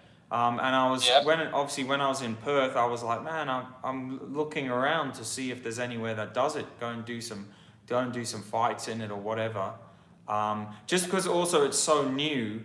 You know, sometimes when things are that new, it's kind of not easier to get into them. But you can ride the fact that it's new, and you can get into a decent league, you know, sooner, you know. Yeah, Whereas correct. now, if you want to go and get into like MMA or something, like a professional, semi-professional league, there's like this long like waiting list, you know. Like obviously the MMA club I was going to, you know, pretty much the moment I turned up, I was like, look, I'm really interested in like, you know, getting some fights in. Obviously, I know I need ring prep, and I know I need to work on a ring game because I don't have, you know, those skills because I'm not a ring fighter. But I've got martial arts skills. You know, let's hone them, and you know, let's just get me into like any fight, you know, whenever as quick. It's not as quick as you can, but let's freaking just trial by fire. Let's do it. But there's a way, you know, already then it's like, you know, it's like, nah, I've got all these guys here already. They're getting ready. You know, you've got to sort of sit in the club for a couple of months and just prove that you're, you know, worthy or whatever it is. You know, and it's just, yeah, it's kind of like, oh, well, you know, I also felt, I don't know if this is true, but I also felt maybe slightly pushed aside because of my age, you know, because I was 34 at the time, and I felt like I was kind of, I don't know, but I felt like it was just like, you know, we don't really want to put energy into you because you're 34, you know, or something like that. I don't know. And you know, obviously the much younger guys who they're fight training, you know, they know they can put some real energy into them and you know, get them into some fights and stuff. But I just saw it on a performance side of things. It's like, you know, if I'm in the club with like a younger guy, who's you know, obviously we're at the same point when it comes to ring craft and stuff, but who's a lot of a more inexperienced martial artist, I'm like, well, I'm at least the same as this guy, you know, like, you know, you take all what I've done aside, I'm at least the same as this guy. And then, you know, a few weeks down the line, that guy would be like in the fight club doing the fight training, and I would still be like just on the sidelines. And I'd be like, well, hold on a minute, you know, like, I'm at least as good as that lad because we joined the club at the same time, and I've had freaking 15 years of martial arts experience. Not that it counts for much, you know, whatever. I'm not saying it does, but you know, like why? So that's the world that I didn't understand in there, you know. But it's probably, maybe it's not the same everywhere, but I don't know. It's a weird culture thing, but yeah. Well, BJ, honestly, I think that's what you said is very true. Like from what I've seen from just following the UFC, but as a big fan for many years, is that other than interestingly, other than the heavyweight division, where it seems that the athletes are older, like you do get what I noticed in the heavyweight division, you do get guys who are like 30, 35, 36, 37, 38, maybe even in their 40s. Some, it's a little bit in the light heavyweight division. I must admit, it does appear that the general consensus, and this is crazy because even for me, I'm almost 30 now. Like even for me, that feels great. Even I would be considered like sort of too late to start. Yeah. So yeah, to be honest, if you're, what did you say? Well, be 35. Yeah. I can see. I mean, I'm not saying that is the case, but yeah, I think that may be true. That you're sort of out of their sort of target window. I don't know. I remember I was training at the gym with one of the lads. We were doing BJJ. We were rolling, and I mean, I'm only 34, well at the time, and I was rolling with this lad, and he stopped because he'd been at the club way longer, and I'd only just started. And he stopped and he said to me, he was like, man, you've got that old man strength. And I was like, I looked at him and I was like, what? And he was being serious. I was like, and I was like, I thought we were almost like, in my eyes, we were like almost the same age. I was rolling him because I was like pinning him and he was trying to grab me, and I was just like, I was just like twisting his arms and like I was just like using horrible like iron wire twisting to just twist him away. Because obviously at the time I didn't have the technical capability at BJJ, but what I could do is just, you grab me and I just grab you and like twist your arm. Like, I wasn't spazzing though. Like I wasn't spazzing. I was actually applying like the beginnings of rudimentary techniques of like traditional jiu-jitsu and some kung fu stuff, which is just simple like twists and stuff like that to remove people's leverage or pinning like one of their arms on the floor. But yeah, after the roll, he was just like, because he was quite technical, but after the roll, he was just like, man, he was like, I couldn't do anything to you. You've just got that old man strength. And I was like, what? Old man strength? What are you talking about? I'm 34. So there we go, I suppose you're right. It's kind of like a young man's game. And that's why it annoys me when, because a lot of people have come on my channel, and my channel's never professed to be anything other than, if you go on the description, Chinese, Japanese traditional conditioning methods. But a lot of people have come on the channel and gone like, oh, why don't you go and fight in the UFC? Or not UFC, but why don't you go and fight in MMA and do sparring and put up sparring videos and fight and da-da-da. And I was like, well, you know what, mate? Like, actually, I was trying to do that.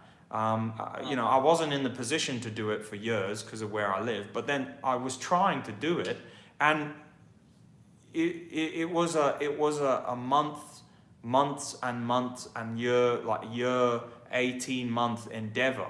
I could, well, because you get into the club and it's just the queue that you join, and there's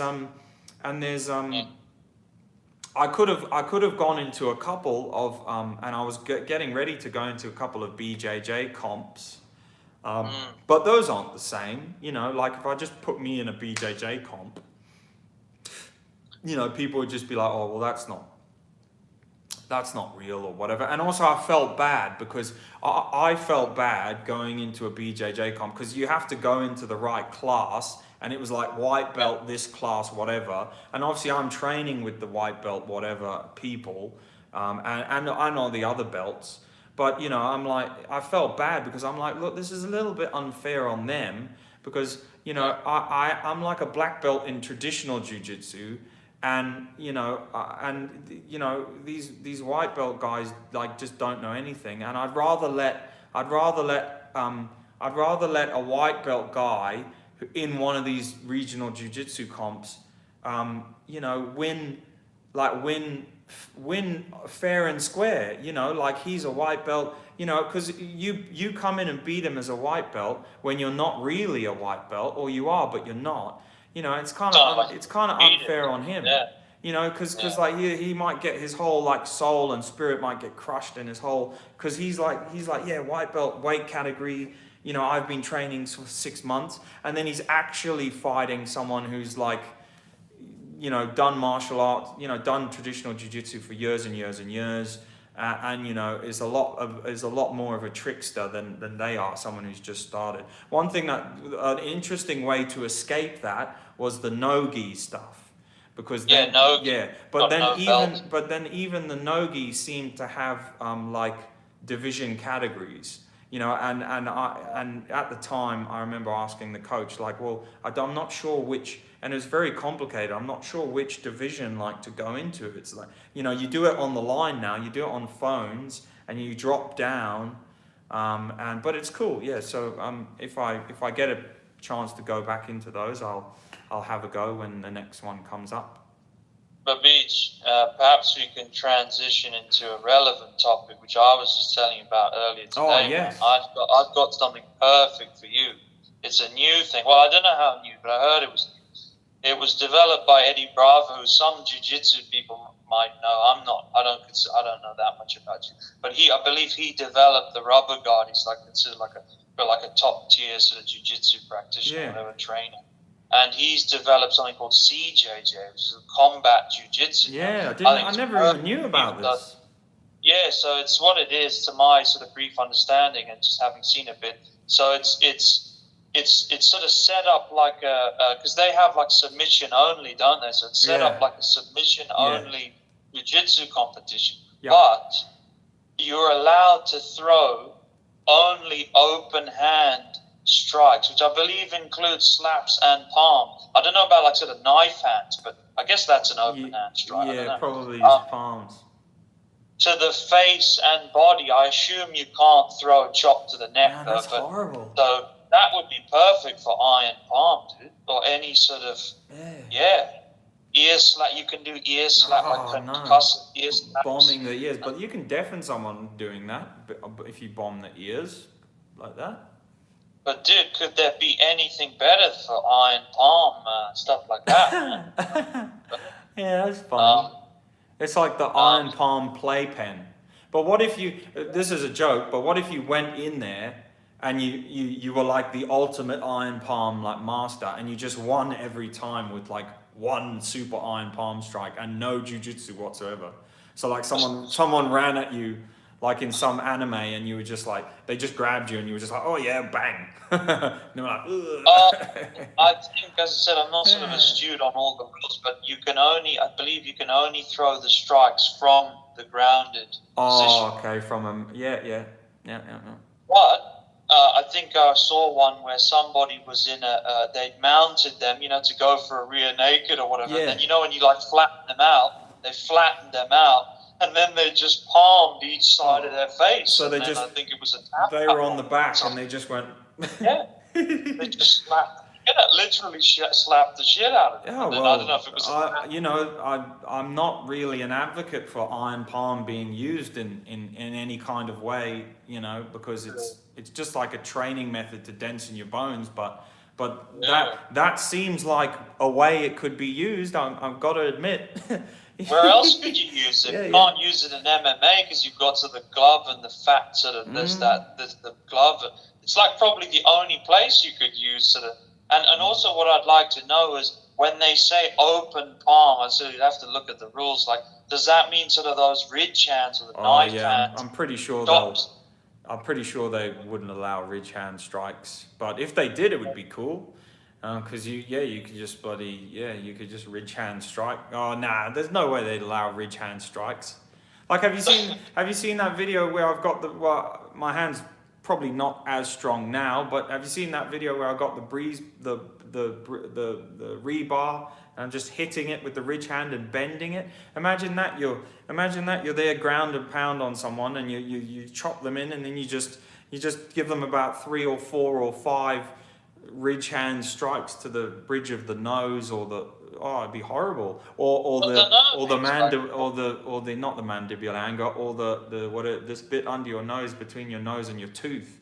You'd cause a lot of damage. Like, in fact, you wouldn't do it. Is that not considered an open hand strike though? Well, I don't know. You'd have to check the rules of that thing, but that'd be horrible. I wouldn't feel right even doing that to someone. It would just be horrible. In a sporting kind of context. Maybe if they'd like tried to murder your whole family, and you pin them on the floor and just pulverize their face, but but yeah, anyway, I just thought that was worth mentioning. No, definitely. It's something we've got to look into covering. Okay. All right, man. I think we've gassed on for a first episode of Brothers in Arms. It was a good little chat about, I don't know, we've kind of covered a bunch of stuff, but yeah, it was all right. I hope everyone appreciates my high-tech setup that I've got here. This is high-tech streaming software. This is not a Samsung pad leaning on a water bottle connected to Facebook facing an iPhone.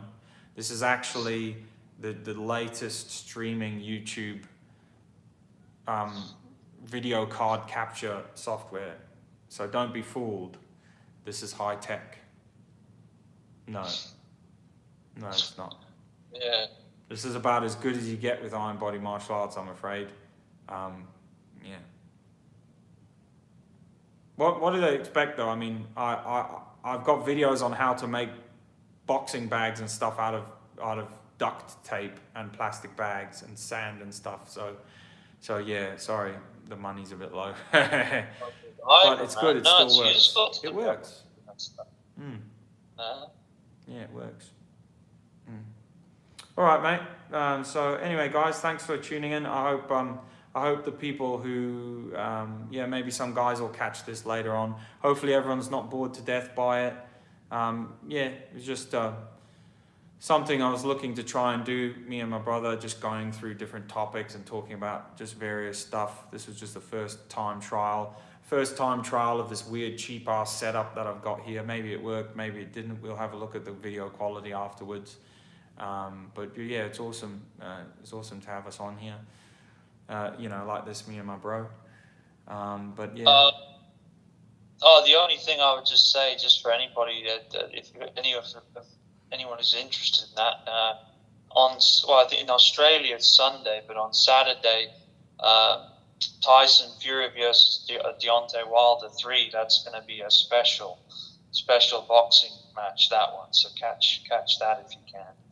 It's going to be like art at play there, definitely. And that's something we're going to do more as well. So people need to let me know if they're interested, because Dan's big on his, he's up to date with all his kind of UFC coverage and stuff. So if you want to watch the biggest low budget coverage of UFC, I reckon we can claim that here on this channel. I reckon. What do you reckon? Yeah, but you've got good input, Bisa. You can I'm sure there's lots of people who follow your channel that might be interested in sort of your view. Because I know recently you haven't had time to watch some of these things or look at some of these things. Be interesting to, and I think just one thing perhaps before we go, just to touch on, is we mentioned about the karate combat. But for the people who don't know, it is free. Like we said, it's free. If you go on their YouTube channel, Karate Combat, you can watch all the latest events. The production values are actually extremely high. They're getting maybe not extremely, but the production values are getting sort of better and better. They've got a lot of sort of old veterans like Baz Rutten and GSP, and they've got some cool sort of commentators, etc.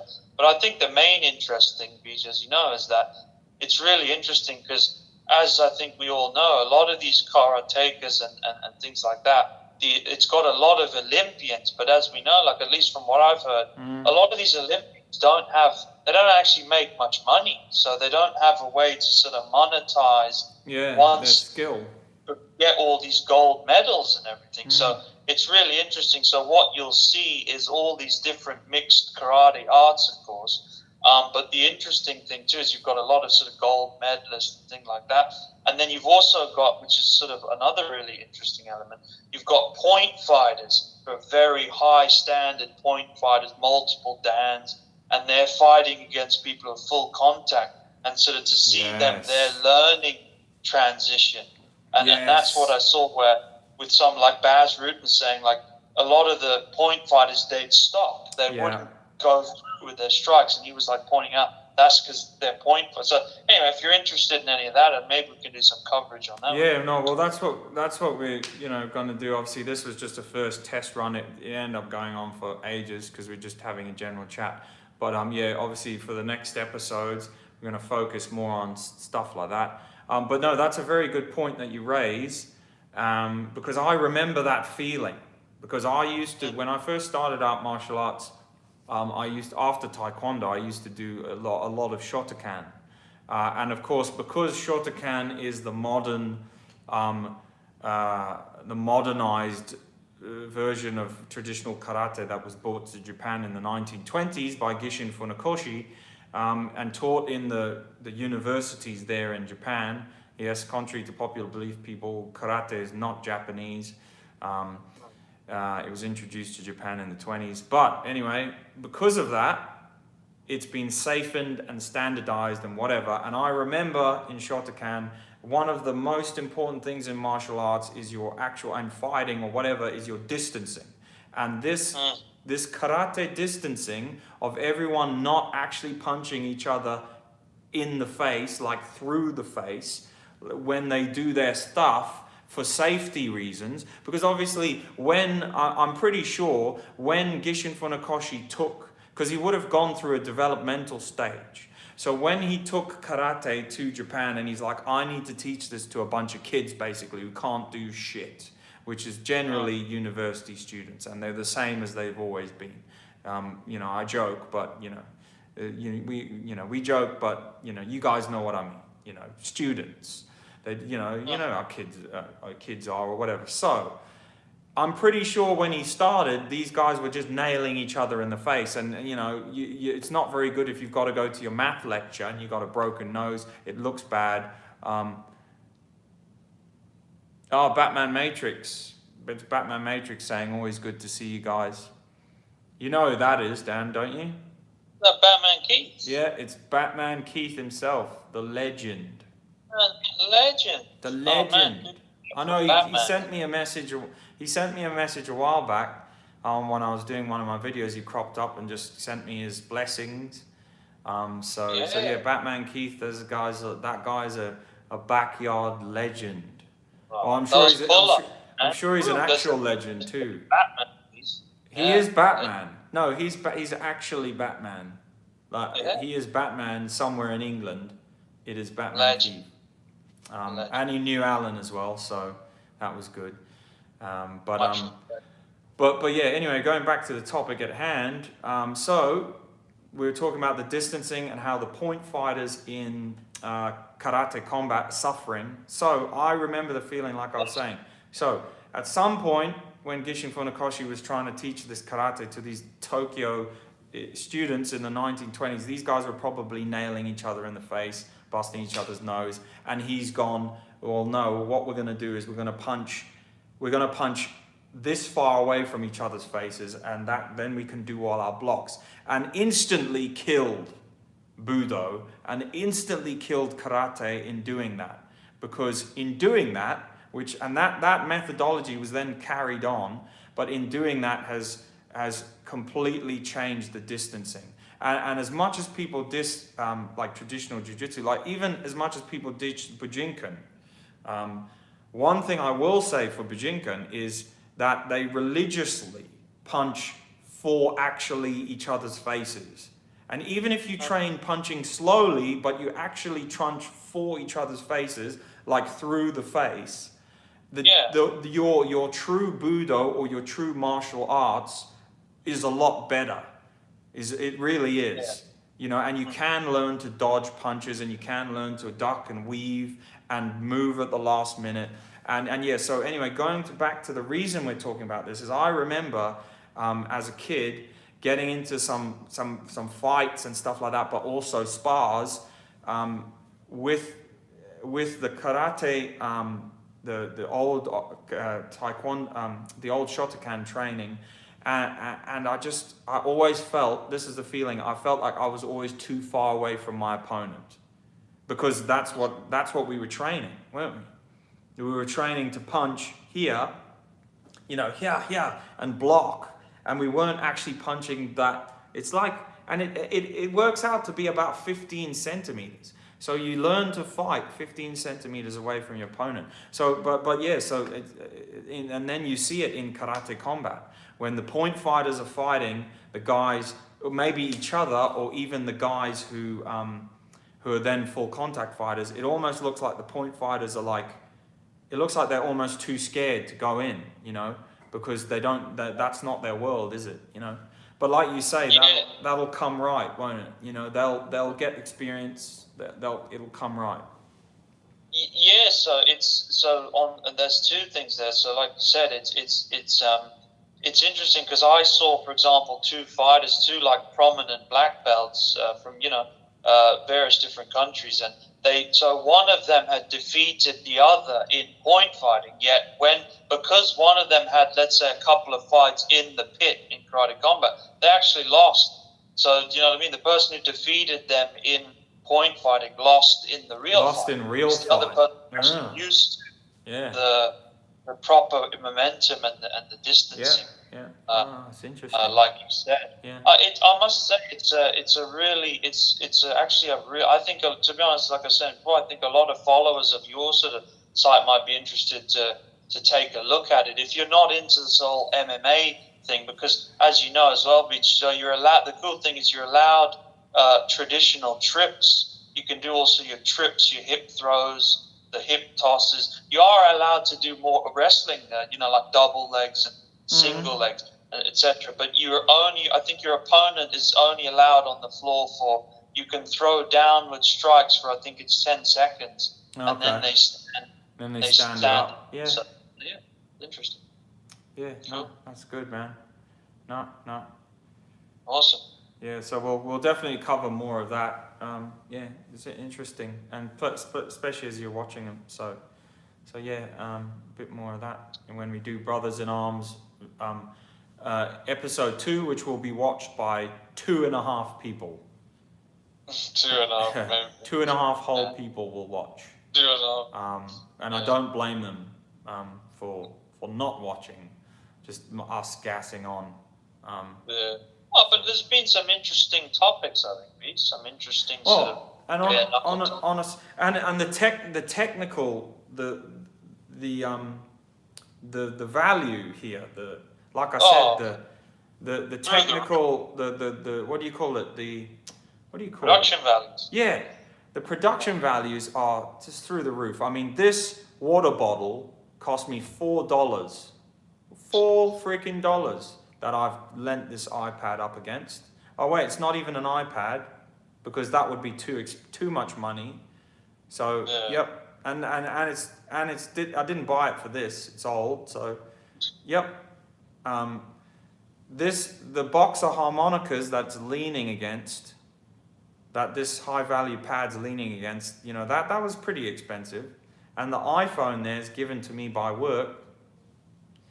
And the tripod it's standing on's got a skew leg, wonky leg, so I reckon the production values. But this is like, the only other way I could have done this is through some crazy casting software or something on the laptop, and I would have to buy like $1,000 webcam or something and pay loads of money or whatever.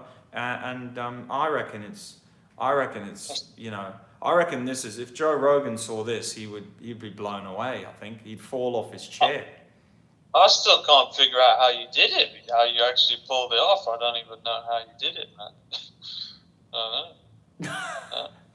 No, I mean, no, genuinely, I don't know how you sort of set it up but whatever it is, it looks good enough. I think it does the job. Yeah, it does do the job, yeah. But yeah, to think that this silly little setup with like a pad and a bottle and this, to do this any other way, you'd have to freaking pay loads of money and do. I did try it once on the laptop and tried to do this casting thing, and it's just a pain in the ass. And like you have to do a link to YouTube and it's just crazy amounts of money or whatever for it. The only other way is you can pre-record it, but then of course you can't do it live. Yeah, well then you can't do it live, and people can't like ask questions or just say hello like Batman Keith did there. And Sensei Emmett and them lot, so you can't just say that. Hey, on that note as well, did anyone know what happened to poor old Baz Rutten's arms? Like I heard somewhere that he got like a nerve damage or something, and his arms. Yeah. What happened? Like, was it some sort of hypertrophy, Beach? Probably from years of fighting, or I don't know. Oh. Maybe was it something like that? Hypertrophy? Well, I thought I read that he got, I don't know, something happened. I don't know if he had a surgery and his arms atrophied because I don't think he could use them for a while. The nerve died or something, and then obviously he had a surgery and got them back working. But I think they're getting better and better as the years go by. We love Baz Rutten, by the way. What a legend, man. And what awesome work he's done to get them back. And also, he's such a big guy that his arms are like probably 3 times the size of mine anyway, even though they're like this. But I'm just interested to know what happened. Actually, I got a reply from Baz Rutten once. That was cool. That's cool. Yeah, because I think I went on, it was years back, but I went on, it was either Facebook or something, or it was one of the things, and he did did a post or a video, and I was like, I said something about something he was doing, and he did his good old Godspeed reply. He was like, Godspeed. And I was Yeah, I think I remember that actually, Yeah. seeing his reply. Yeah. You know, like, Baz is one of those guys who would be so cool to pick his brains or sort of have a seminar, so because he's done so many things, hasn't he? He was the king of pancreas. Yeah. He was sort of the liver shot king. UFC. I think he was one of the first UFC champions, if I recall. But did he go into UFC? Did he? I can't remember him from UFC. Yeah, the early in ones. the very early days, I believe he achieved the belt there, if I'm not mistaken. I can't remember if it was heavyweight or light heavyweight. Nice. Yeah, what a legend. And Muay Thai. He was Kyokushin, I believe, wasn't he as well? Like in the early days. Yeah, maybe. Kyokushin. I think so.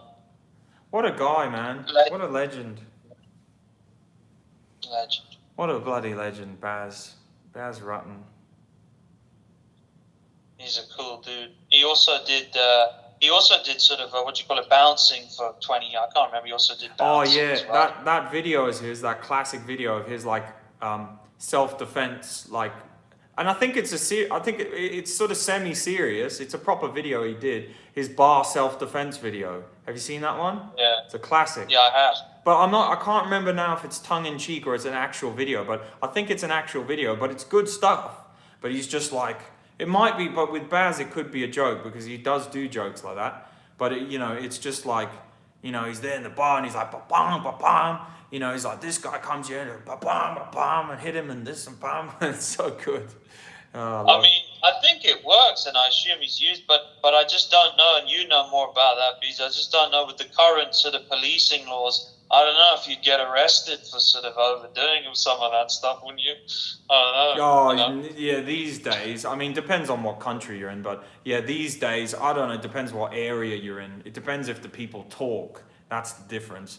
I think a lot of the bars where Baz Rutten was working, no one was going to talk. They were just going to take their beating and get out, But the world's a different place now, man. If you issued those sorts of beatings to people, imagine issuing those sorts of beatings to these 2021 freaking pathetic excuses for whatever you want to call them that we've got now. I was at the gym today. I was at the gym, and there was this, and this lad wasn't pathetic. I'm not saying he's pathetic, but at least he was in the gym. But I was at the gym today, and there's this young lad in the gym training. I don't know how old he was, but he was pretty young. He was not super young, but pretty young, late teens or whatever. And he did not put his phone down the entire time he was in the gym. And I was just like, I didn't say anything to him, but I was just like, man, what are you doing? And I saw him, like, I was concentrating on my own training, but I saw him, he was doing something, and then I saw him, he's like, this is a phone, it's a bit big. But he was like on it, sort of trying to secretly look down and be like, and kind of get like some kind of selfie in the gym, sort of. Oh no. And I was just like, no, just train, damn it, get some results, and then get a selfie afterwards at least. And then he was on the treadmill for a while. At least he had it on a bit of an incline, so he got some points for that. But yeah, just another thing in the gym I find today, I don't know about you, is everyone's got their, like old school in the gym. I used to go into the gym. You remember old Bob's gym? And everyone would be like, everyone would be working out. And if you're working out properly, you can't have earphones in or these stupid armbands. Well, you probably can, but I could never. And they always get tangled, and they just piss you off. So I'd never had it. And in Bob's gym, that old bouncer gym we used to go to, just everyone would train, and every now and then you'd have a chat to someone, some bouncer. You'd be like, hey mate, how's it going? And he'd be like, yeah, I'm all right. Yeah. And you just have a bit of a chat. But I was in the gym today, and I was kind of turning to go and chat to someone. Not that I'm the guy that stands in the gym chatting, but just a bit of social friendliness. Usually I'm congratulating people on stuff they're doing, like, oh man, that was a good, that was a freaking good set you did there, or that's a good method, I'm that weirdo in the gym who goes around congratulating everyone. Well, not congratulating them, that's a bit pretentious, but, you know, just genuine, like, oh, you know, oh, yeah. But now everyone's got these freaking ear pods in. And so one girl was talking to someone the whole time she was in the gym, even while she was doing her exercises. Like phone call. Yeah, on ear pods. Yeah, I've seen that. Yeah. I used to stick to the religious rule that if a gym had a screen in it, I did not go to that gym. That was my rule. Correct. If there was a screen in that gym, sometimes even if there was a treadmill, I was like, no, not interested. Which, you know, was probably silly. But yeah, now you can't find a gym that doesn't have all these screens in it everywhere. And yeah, whatever, they don't do any harm. You know, the gym I go to now, it's even got like a big, it's got like a big jukebox music system built in. But the problem is you can't turn it off.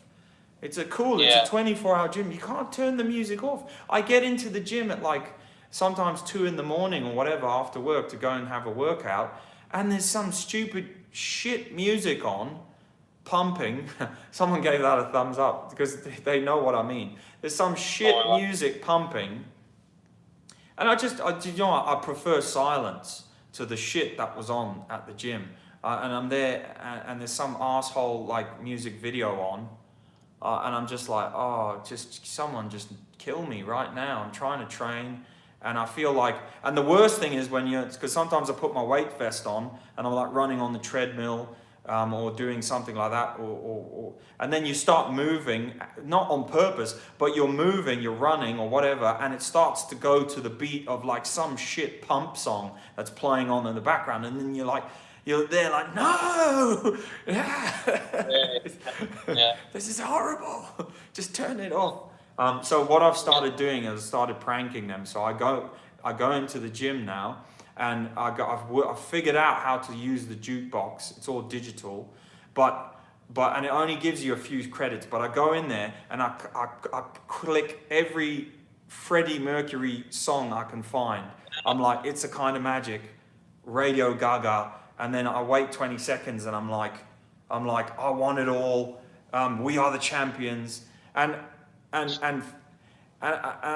that's awesome. Those are awesome songs, you know. And that, you know, like maybe that they might not be the best gym songs, or I don't know. Maybe you guys don't like Queen or Freddie Mercury, but you know, I'm just like, I love it. And then for the next like 40 minutes, there's just all these, well, not 40 minutes, for the next like 15-20 minutes, there's just all these Queen songs playing, and finally I'm just like, I would rather train to these songs 10 times over than train to all the other shit that's on, you know. The generic gym music that they put on. Yeah, just that generic. Yeah, but that's a good point you make, because you know what, like I think that sort of, maybe there are still gyms like that, but I think that sort of old-fashioned, sort of old-school thing where you could sort of have a bit of a gym, it's dead. Like now, like you said, everybody's got earphones. You can't have a chat. And we're just talking a gym here. We're talking like a Western weights gym, you know, like your 24-hour gym or whatever, you know, like, because, you know, it's good to do a bit of like, you know, you can do some cardio or whatever, or your weights training, and just build up some traditional style strength or conditioning, whatever you want to call it. Like I said, I like doing the weights vest runs, you know. So I might finish work and I'll do like a 2-kilometer run with my weights vest on, 16 kilo weights vest, and then I'll do like maybe a kilometer uphill, you know. So I'll do about 3 kilometers. And I usually do about 3 kilometers, just because 5 kilometers bores the shit out of me. But yeah, 5 kilometers is a good amount.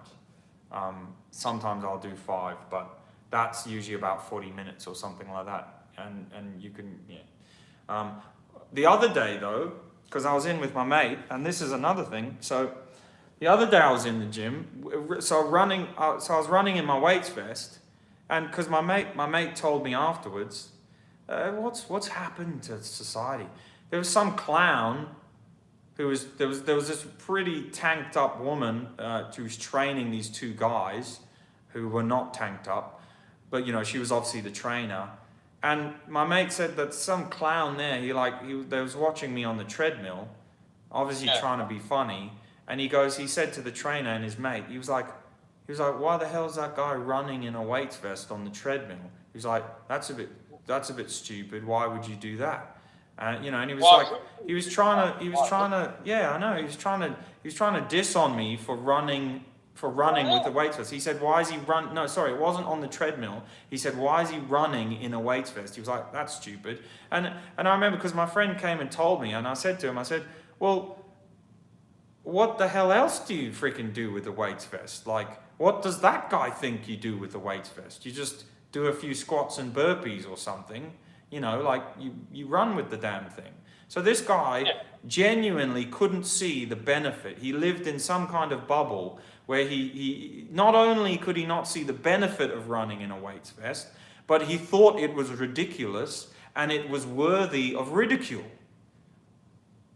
Now that's weird.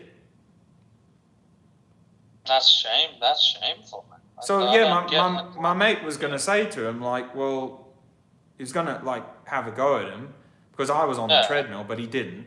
But apparently he said the trainer who was training him was like basically like chopped him down and said like, you know, like, what the hell are you talking about? You know, that's like actually really good training, you know? Yeah, that's what I like to hear. Yeah, absolutely. But yeah, like I remember saying to my mate, I was like, but this goes for this is an interesting thing because this goes for martial arts and this goes for a few skills. Sometimes people live in their own world, and martial artists do this too. Sometimes people live in their own world where, and I think it's more a character thing, where they can't comprehend even why someone would do something. And the simplest answer, like if that guy had come up to me and said, mate, why are you running? Like in his mind, he was like, who possibly needs to run in a weights vest? And if you think about it for 1 second, I was like, mate, what about the freaking soldier in Afghanistan who had to carry his mate and run him? What about the guy? What about the firefighter who has to wear a tank of gas on his back and all that suit? And you know, what about the SWAT team member in his freaking armor? He's got to run with his gun, and you know, and the same with me. I've got like a 10, 12 kilo body vest and belt and all radio and gun and shit that I have to wear. Like, if you start running in that, you gas out after a very short period, like 20, 30, 40, 50 meters, unless you train running in weighted stuff. You know, and then sometimes you have to run in that stuff and then fight afterwards. It's a bit like, I know it's different, but it's like a bit like high altitude. If you live or do anything at high altitude, you have to sort of train to get used to that element. Right? Yeah. Similar thing. You've got to get used to the belt. Well, so yeah. I mean, but that's the thing, and it's a strange part of society. I don't know. It's human nature. I think it's a bit cultivated by like the Facebook culture and online culture of like always just ridiculing stuff without thinking about it. But I just thought, what a stupid thing to do. You know, why would you make fun of someone who's like training hard with something you don't understand it, but whatever. But even then, like, you know, like if he'd come up to me and asked me, I could have just told him like instantly, mate, I'm a police officer. I have to wear like at least 12 kilos worth of kit, which is this weighs 16 kilos. And yeah, I have to be able to run. Sometimes I have to run away from shit. Sometimes I have to run towards shit and then fight. Sometimes I have to run after shit and then fight, you know, or be able to do crap, you know. So, yeah, I don't know. So anyway, that's why you might do that kind of training, you know. Yeah, because I remember when you were training for, what you call it? Don't. Oh no, okay. I thought you were going to say that. I thought you were going to say what it was for, but you're not allowed to say what it's for. Okay. Yeah. No. Not going to say for it. Well, let's say when you were doing the training with the weights vest, etc. I tried it on, like, you know, when you were doing the laps and stuff. Yeah, man. Utmost respect. That's why I don't know what the guy was. I don't know what the guy was. Anyway, that story went on for too long. Yeah. Yeah. But yeah, that was a funny thread there. They had gym. You could do a whole thread on that, like gym fuckery they call it, or just people being idiots in the gym, like. Yeah, gym. It's always really strange, isn't it, in gyms, and that can of course happen in martial arts clubs and MMA and stuff like that. There is always these sort of egos going on. Sometimes, isn't it? These sort of egos going around, or these sort of different. Yeah, for sure. No, definitely, man, definitely. Oh, good times. Good times to be had by all. But yeah, unfortunately, a lot of people, I'm complaining about the gym, but luckily here, obviously, I'm very lucky here where we are to not be in kind of lockdown or whatever, because we're in such an isolated part of the world, the opposite end of Australia. So, even though there's these few piddly things that go on in the gym, it's funny, we enjoy it. We're very lucky to be able to go and do these things. Unlike yourself, who's locked down in Melbourne in your apartment, and you can't go to the gym and you can't go to your martial arts club, we can. Yeah, I think the gym beach here. I think I'm trying to remember. I can't even remember the last time I actually went to the weightlifting gym. I think maybe January or less. Shit. No? Yeah, it's a bit crazy what's going on here. Yeah. Yeah. So for anyone still listening, number one, what do you say? Number one, forearm grip strength training method. What would you say? Sledgehammer all day long, man. Sledgehammers. You showed me that. This is all the and all the twists. I do the twists, and then the what you call it, the lifts where you keep the hammer curls. Yeah. Yeah, the curls, and then you can slide down the obviously you can slide down the sledgehammer, can't you, and then make it harder. Yep. Those I think are as I said, Beats, to be honest, because I've got no dumbbells, I've just been doing everything with it, because that's all I've got is just the sledgehammer. Yep. Drugs, curls, just anything. But then of course, like you said, for what you were saying specifically, those curls and then the twists and stuff like that. Yeah, hammer curls, twists. Yep. If you guys don't know, I've got videos on my channel. I don't know, my channel's a bit disorganized, but sledgehammer training videos. It's an awesome method for building that twisting and gripping power. You're using the torque of the length of the sledgehammer handle, which increases the weight.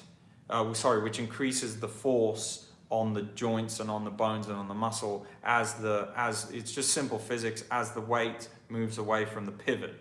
So obviously your arm and your hand is the pivot, the weight is the end of the sledgehammer, and the multiplication force is the length away from your hand that the sledgehammer is. So in effect, if you do a sledgehammer curl with the sledgehammer and the handles here, it weighs normally what it weighs, I don't know, a couple of kilos. But then the more you raise the sledgehammer handle and the further away from your hand the sledgehammer gets, when you do your curls, the more pressure it puts on because it's magnified. It's an awesome method. And then you do curls with it and you do twists with it. And you can do other things with it, but you can do tricep extensions, you can do all sorts of things just with the sledgehammer. It's a bit like Indian mace bell training or mace bell training as well. You can do mace bell training with them as well. Is it mace bell? Yeah, mace bell, which I'd like to get. It would be cool to get some mace bells. There's a whole style of training with those. That would be good. So yeah, that was a good one. Number one, grip twist strength training is that. That is very good. Yeah, love that. Another useful method for grip and wrist strength training is just bucket of sand. Great method. Or bucket of rice. Just submerge your hand in that, twist, grip, do all those movements, and opening as well. Yeah, you see online now there's these stupid rubber bands that they sell to like open your hand with. Yeah, those are good. Convenient, those are good. So those are good also. But yeah, you can do that for probably a lot cheaper with like a bucket of rice or a bucket of sand. Not as convenient, I understand, but that's a good method for training that. Obviously, you can also do it in the air with what do you call it, dynamic tension. You know, just by opening and closing your hands and stuff like that. And there's also the tea towel method, isn't there? People might not know that. You get a tea towel, you soak it in water, you grab one end of the square of it, one end, and then you roll it in your hand like this, and you roll it into like a little sausage. You just roll it and roll it and roll it, and then you unroll it and you dip it in the water again, and you roll it and you ring it and you roll it and you ring it, and that is a beast on the forearm. Have you ever tried that one? No, I haven't. I'll try that one. Because I've got one here, but just to show you what I mean. It's not wet though, but just to show you what I mean. So you got it here, real simple. Just a shitty tea towel. You submerge it in water, but you can do it with like a face towel or a hand towel. They're probably better because they're a bit thicker. And you literally you roll it like this with your thumb and fingers, and you grip it and squeeze it, and then you roll it, and you grip it and squeeze it, and you roll it and you grip it, and you roll it and you grip it, and you try and keep your fingers as tight as you possibly can. You grip it and squeeze it and you roll it, and obviously when it's wet, you're wringing the water out of it, and you just literally do that until it curls up into a little sausage, and then you try and roll it and grip it even more, and you've made it into like a little bundle, and then you just open it out again and dip it and do it again. So where did you pick that one up from? Where did you learn that one? Oh, Jesus, I learned that one years ago. I can't even remember where I learned it now, but I tell you what, it works. It's simple, but it's one of those things. It's simple, but yet you don't think of it until somebody like you just showing. Pretty interesting. And you can bundle it together in like a rag, so it doesn't have to be flat, because and you just twizzle and you grip, and it might be silly. You might think it's silly, man. But I tell you what, if you're like a legend and you went home, it'd be a bit messy, but you had your little bottle of water, your little bucket of water, and you just sat there watching TV, just freaking, just killing tea towels all day. Maybe you could be a hero and have two. You just be there on your sofa going like, killing tea towels. Jobo 1963 says, throwing and catching small sandbag, pinch, tiger claw. Jobo, you can do the towel one with big towel in the small bucket. Learn that from John Brookfield, great one. Well, there we go. Yeah, exactly, guys. So, yeah, and a big towel, of course, yeah, even better. We were sticking to the small towel just to be a bit more convenient, but yeah, like, if you did it with a big proper full towel, it would be even better. Then you might not have to soak the towel. Because it is a bit of a pain, because when things are wet, if you after about 5 or 10 minutes, you get like puffy fingers, and no one likes puffy fingers, basically. And the grippers, Beej, I know you're a fan of just the good old grippers too, aren't you? Yeah, I've always got my gripper. Actually, it's funny because on my people are used to it now, but I've got my gun on my right hip, because we have hip holsters, and you've got like a thick band of I don't know, like elasticated stuff or rope. Oh, not rope, band. I don't know, which it clips around your leg. Like Americans, anyone who's got a thigh holster will know. You've got those clips that secure it around your leg, and I always keep my gripper in. I put it in, so the gun's like here and the band's here, and I always keep it in between in between the, what do you call it, what the hell do you call the thing the gun goes? I can't even holster. Remember. Yeah, in between the holster and the bloody gun. Yeah. And I just have it on me all the time. People look at me and they go like, even my colleagues are like, they're used to it. They know that that's me. But I have it on me all the time, and I'm just gripping it gripping it. It's a really good idea, Bijan. Like I said, actually, I mean, I know some people don't like to drive, maybe some people don't recommend driving with one hand, but like you can also sort of drive, or if you get stuck in traffic, you can sort of do some gripping whilst you're in traffic or whatever. Yeah, well, no, that's good. So, yeah, I don't advocate not driving whilst not in full control of the vehicle with two hands. I don't advocate anything other than that. But if you find yourself in a situation where you're stopped. This is the official spiel. When you are stopped and the vehicle is in freaking park or whatever, and you're stuck in a big long thing of traffic, and it's safe to take your hands off the wheel or a single hand off the wheel, you can grip. But hey, if you're a truck driver or whatever, and you freaking drive hundreds of kilometers with your freaking elbow, you know, and you want to be like Stallone in Over the Top with your, and you're not Stallone Over the Top with your, do you remember with his rack pull down? Some people probably won't know what the hell we're talking about. He's got his cable curl machine in his truck. Over the Top's an old arm wrestling film, and he's there. If you don't know that film, go and educate yourself on that film. And he's and educate.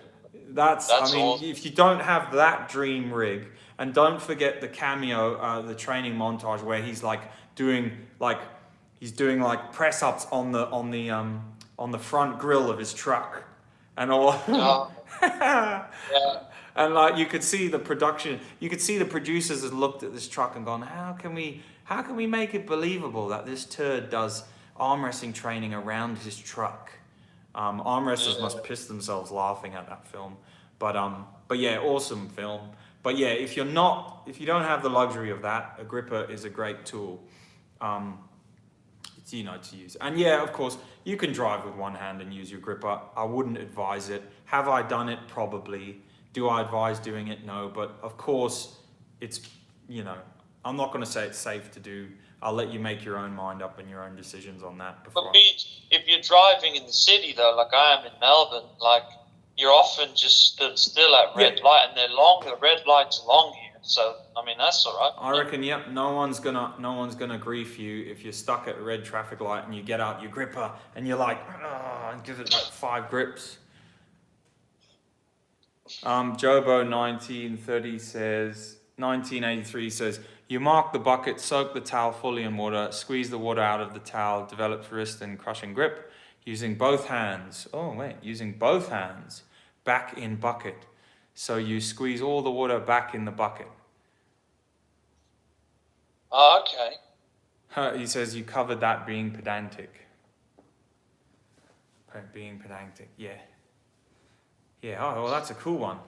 Yeah, I'll have to try that. So what, you have a towel in a bucket of water, and you squeeze all the water out of it into another bucket.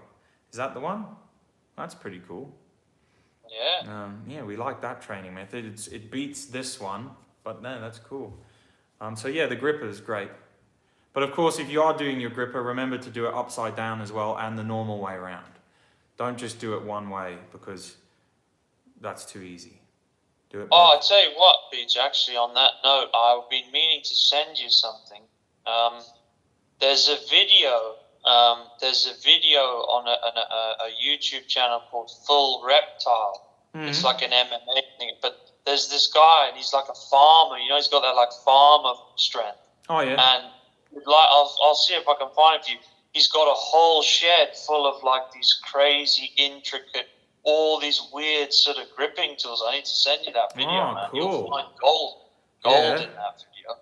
Yeah, man. There's a big grip scene out there, honestly. Like, especially in America, there's a crazy grip scene, blobs, cubes. Yeah, there's so many like awesome grip training. I know old Juji Mufu has been, or was, for a while in the grip scene with a lot of the grip guys. Good old Juji Mufu. So no, that's cool. Yeah.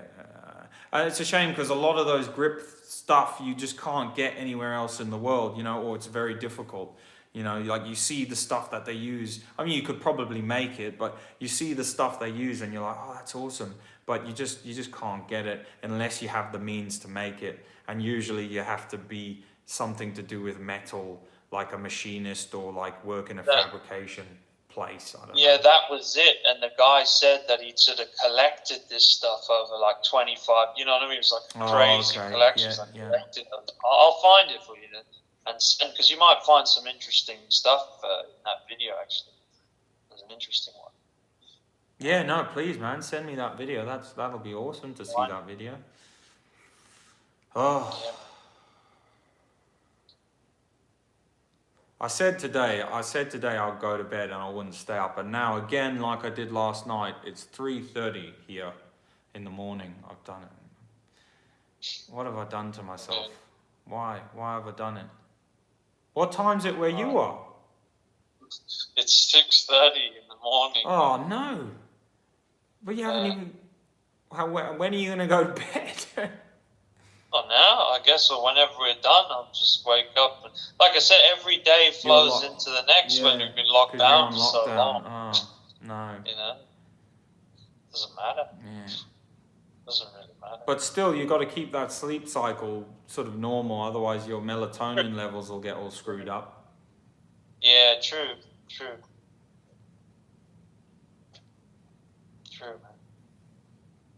Oh, Jobo9083 says he thinks the bucket one's on here. On YouTube somewhere, so we'll have a look for it. The bucket training method. Yeah, alright, man. Well, we said about 40 minutes ago or half an hour ago, we were like, oh yeah, that's it, we're going, and then we ended up chatting about something else. It was Baz It was Baz Rutten's fault. We ended up talking about him. I was going to say, but isn't that your IBMA tradition now, when you do your video? Because I've seen loads of them, you do your Q&As, and you're like, yeah, I'm done now. And then there's like another 40 minutes of like content and stuff, which is good for them. Yeah, right? You're true. Yeah, you're right, actually. Yeah. I'll be like doing a training video or something, and I'll be like, yeah, I think that's just about it. And then, like, 40 minutes later, it's still going, and everyone's just like, why? It's like it's like a, what do you call it? Is it a pro? No, not a prologue. It's like is it an epilogue? It's like an epilogue. Is it an epilogue? Epilogue? Yeah. It's just giving people hope that the punishment's going to end. The talking. How many people have been on here? Yeah, a couple of people. Oh, I don't know. Yeah. I don't know. There was the counter isn't correct most of the time. So I think there was 10 people. Now it says there's 4, but the counter isn't always correct. A lot of people jump in and out. You know, they watch a bit, they go, they come back, they watch. Some people watch it later. It's alright, you know. But yeah, it'd be cool to sort of, like we said, it'd be cool to sort of get your takes and cover some sort of different combat sports stuff. It'd be cool to sort of get you on it, and that'll be awesome. Because what were we saying? We wanted to cover some of the karate combat events. But how is it? You can't play the video and commentate on it with the video playing, can you? Because then it's like a copyright, isn't it? So you can't do that. So you have to. I guess what do they do? What do you do? What can they do? I don't know. I guess because obviously all your subscribers can watch the video, right? So I guess you would. I don't know. I guess you'd have to. So your subscribers would have to sort of play the video in our time. So it'd have to be a live video. I guess we'd start at the same time, and then it would. I guess they'd have to turn the volume. That's the only thing. They'd have to sort of lower the volume and maybe have us on like a phone. Oh, you mean like a live commentary of an event? Yeah, that's a good idea. Yeah, live in the sense that obviously the event is pre-recorded, but sort of they would watch it at the same time we watch it. Oh, no, okay. I thought you meant like... I don't know. I don't know what you're thinking. I have no idea. I don't know. Oh yeah, Jobo1983 says he means he was being pedantic. Yeah, mate. Yeah, no, that's all good. We got that. I got that one. Don't you worry. We knew where you were coming from. How are you thinking of doing it? Was you trying to... Oh, well... I don't know. So I thought... So... Because you can't, but I'm right, you can't show it though, can you? You can't show, like, say you wanted to cover a UFC event, you can't show the event, can you, on your screen? Because then it's copyright. You can't do I think you're allowed audio actually, but not visual. So that's what I was going to say. So I thought we could set up something like this, and then like I have my laptop open, and it plays the video and we watch it, but obviously people can't see it, but we watch it with the audio and then we can commentate on it. But then why would people watch it? Why, you know, that's what my thought is. It's about, well, why would people watch two guys listening to a UFC fight, or karate combat or whatever? And then how would they watch it? Would they have like two phones, like one with this video and one with that? It's getting complicated. How, I don't know. Well, what do other channels do? Well, I don't. Like I say, I don't know. Sort of like someone's the advanced way they do it. But someone's gonna have to rescue us here. I don't know. I guess the thing is that anybody watching it can watch the content. It's free, so they could maybe watch it on their main screen and sort of have our sort of if anyone was interested, no, have they wouldn't be. Sort of, I don't know, just have our sort of live commentary. Maybe it wouldn't work. I don't know. Sort of thought. Yeah, that's a good idea. I don't know. I thought maybe some of your subscribers or something might be interested to get your opinions on. Because there's a lot of really interesting stuff. Because obviously there's all the different arts of the karate that are used, and I don't know. No, very I'm good. not sure how to do that. But then undoubtedly someone would come on and troll us, surely, and they'd be like, "You lot don't fight in the ring. You don't know anything." And then we would have to remain trolled because we'd be like, oh shit, this guy's right. We are not. Yeah, but I would retort by saying there's plenty of people who do fight analysis and stuff like that that are good at doing that. They don't fight. They're not fighters. Yeah. I suppose, at least we've got the lowest common denominator of being martial artists. So it's like, well, we are martial artists. So... look, I think at the end of the day, these people respect your... That's why they're sort of on your Patreon and follow you and are subscribed. They respect your opinion and they might be interested. I'm just sort of taking a guess here, not a wild guess. They might be interested in some of your sort of thoughts on, you know, because you've done karate and you sort of know some of these different arts. And I don't know, it's just a thought. But no, it's good. As to the setup of it, how to do it properly. But if it was us sort of watching it on another screen, I guess the quality would be too poor of the actual fight thing, wouldn't it? Well, you can't show it. Yeah, like I'm pretty sure. You can't show or unless you can show the karate combat because it's free. Maybe if it's free, you can show it. But I don't know if it's free, it might still breach copyright. I think it does. Yeah. So I don't know. Because they're getting ad revenue, obviously. It might be free, but they're getting ad revenue. So it would breach copyright because then you would get ad revenue on their thing because you're showing their thing. But, oh, jeez, it's so complicated. But I don't know. I guess it would depend whether I guess the thing would be, does anyone want to... That would be the question. Does anyone want to... there'll be a lot of people who want to see karate. Because does anyone want to see karate combat but hear what we have to say about it? It depends on whether... That's what it depends on. You know what I mean? Whether they want to hear your thoughts and stuff. Yeah, no, maybe. Maybe there might be a single solitary soul somewhere. Oh, that was a lot. That was 4 S. There might be. There might be. I mean, it could be. It's relevant.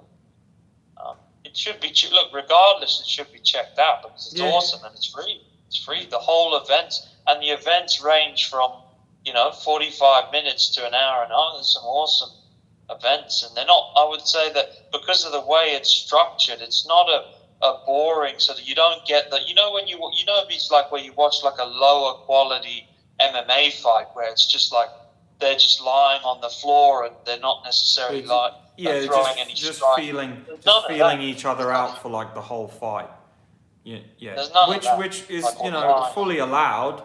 Because it's hard. It's hard enough to be in there fighting someone, and sometimes you just get two fighters who just they just have this similar vibe, or they're complete opposites, or whatever it is. But I mean, I don't know about you, but I've had like spars before with people where you just, both of you are just in this weird zone where neither of you seem to be able to do much to the other one, and you're just this like weird zone of like buffering the whole time.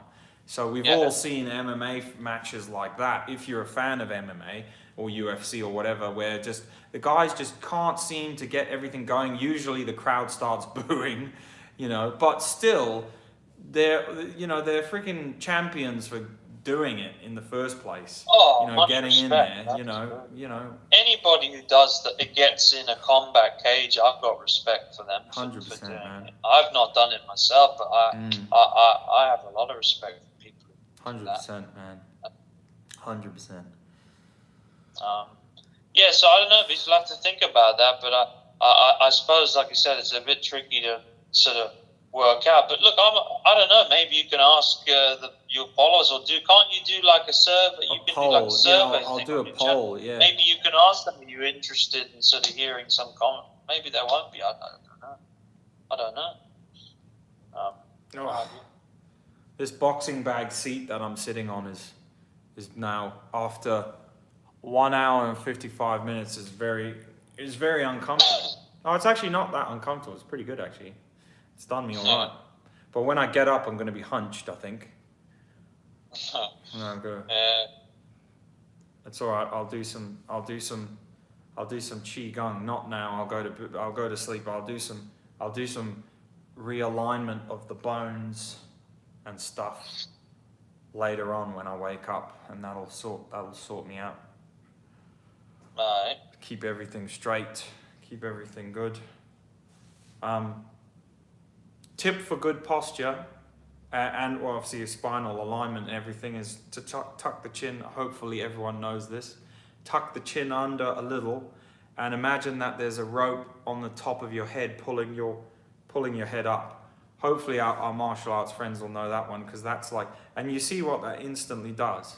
So you're sitting like this or whatever, and you can tuck your chin, but it doesn't quite do the full effect. And then when you imagine that little rope stuck to the top of your head, can you see what it does to the body and the chest and the diaphragm?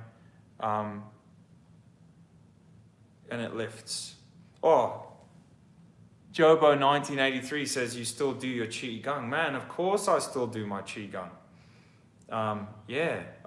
Because I was doing live training qigong videos as well, and they were doing all right, actually. There were actually quite a lot of people, and a lot of new and different people would come on and watch them. So maybe I need to start doing a few more of those. But qigong is a weird world of martial arts. It's almost as weird as like, and niche as like the iron palm stuff. Maybe people understand it a bit more. But no, definitely always doing the qigong, man. Even little things like that, you're always correcting your posture and stuff, and you see the difference it has on your mechanism and your being. You know, and just doing that, tucking your chin.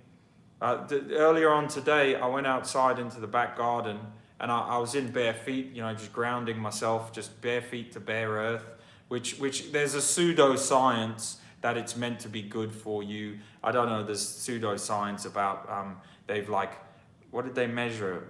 They measured something in people. Is it magnetic or something? Yeah, they measured some, I can't remember what it was. I don't know if it was inflammation, it was something trackable, and they measured it like, and you stand in shoes, and then you stand in your bare feet, and something about your physiology changes a little bit. But anyway, pseudoscience aside, it's just nice. Bare feet, bare earth. There's a whole sect on grounding. If you guys want to look into grounding, go have a look, read up on it. Believe take from it what you will. Believe all of it if you want. Believe none of it. But anyway, yeah. So I just stood in the garden. It was sunny, so I just took my top off, just getting some sun on the skin. And that's all I did, is I just tucked my chin.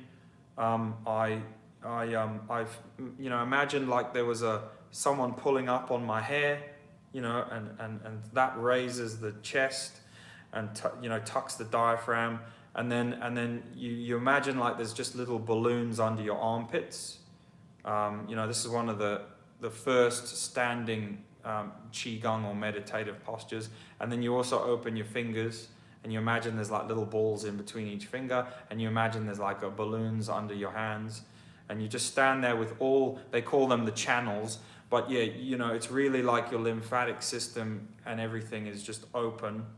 And it's not open like you physically opened it, but you know, when you're hunched and collapsed, obviously all the vessels inside your body are also squished and collapsed by your own body, and well, not collapsed because they're all open, but you get what I mean. They're soft things, they're malleable, so they're not, you know, they're restricted or kinked or moved or whatever. So, but when you stand in this perfect way, you know, with your chin tucked and your chest out, and you know, the armpits open.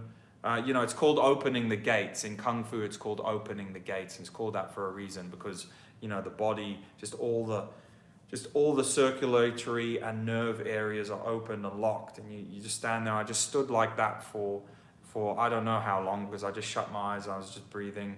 And I just stood in my garden. Anyone who was looking, because there was like a next door neighbor behind, and there was like people who can see over our fence, like walking around the street.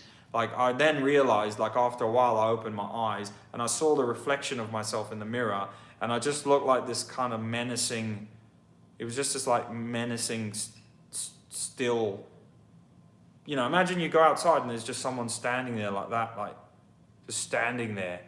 You know, sort of slightly puffed out like this, and then I saw myself in the reflection, and I was like, man, these people are going to think I'm so weird. But at the time that I was doing it, I was very relaxed, and it felt nice to do. So make sure you give that a little try.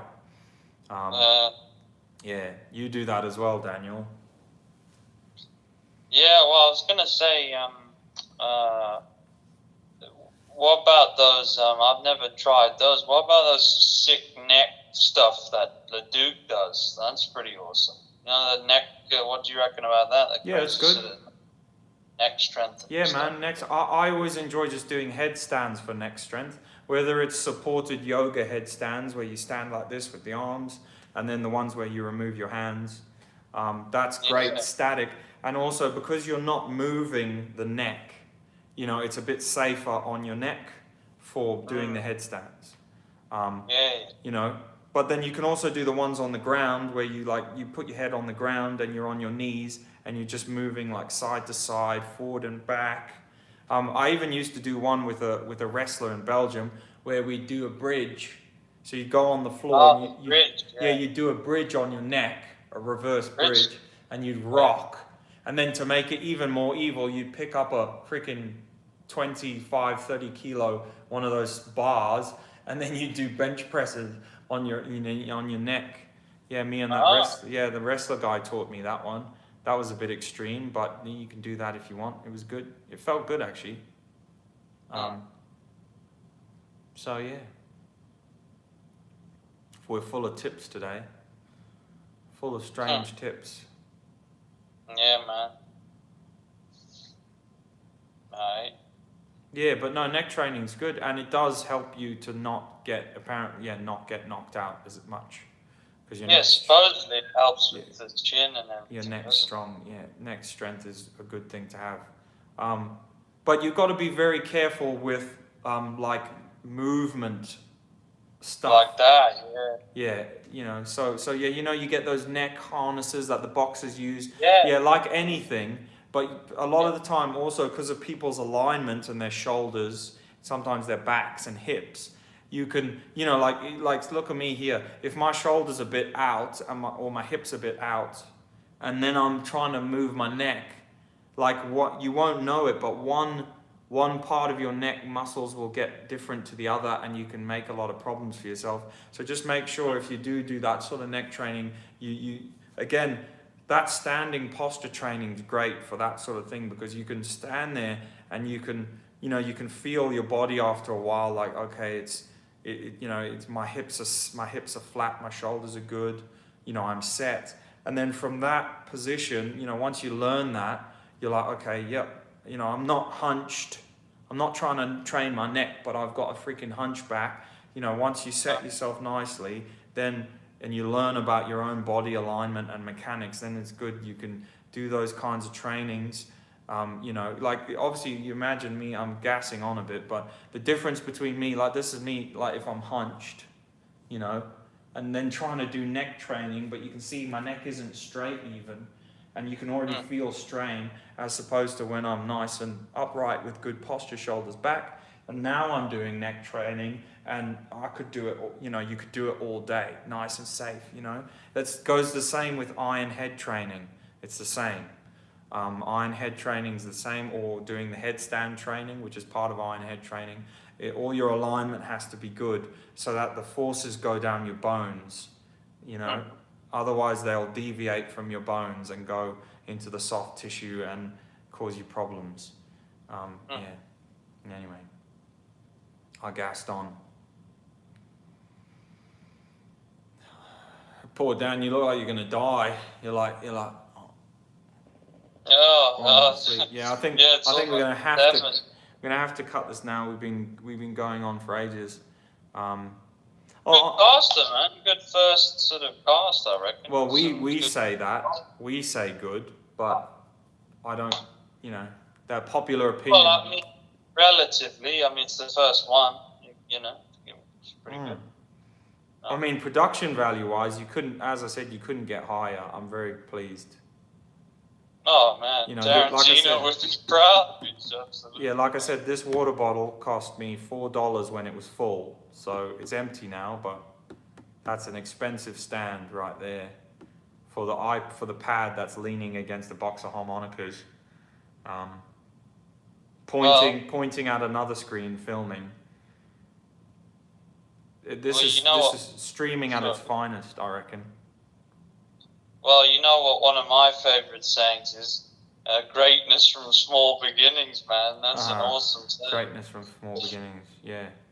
Yeah, man. That's funny. You never...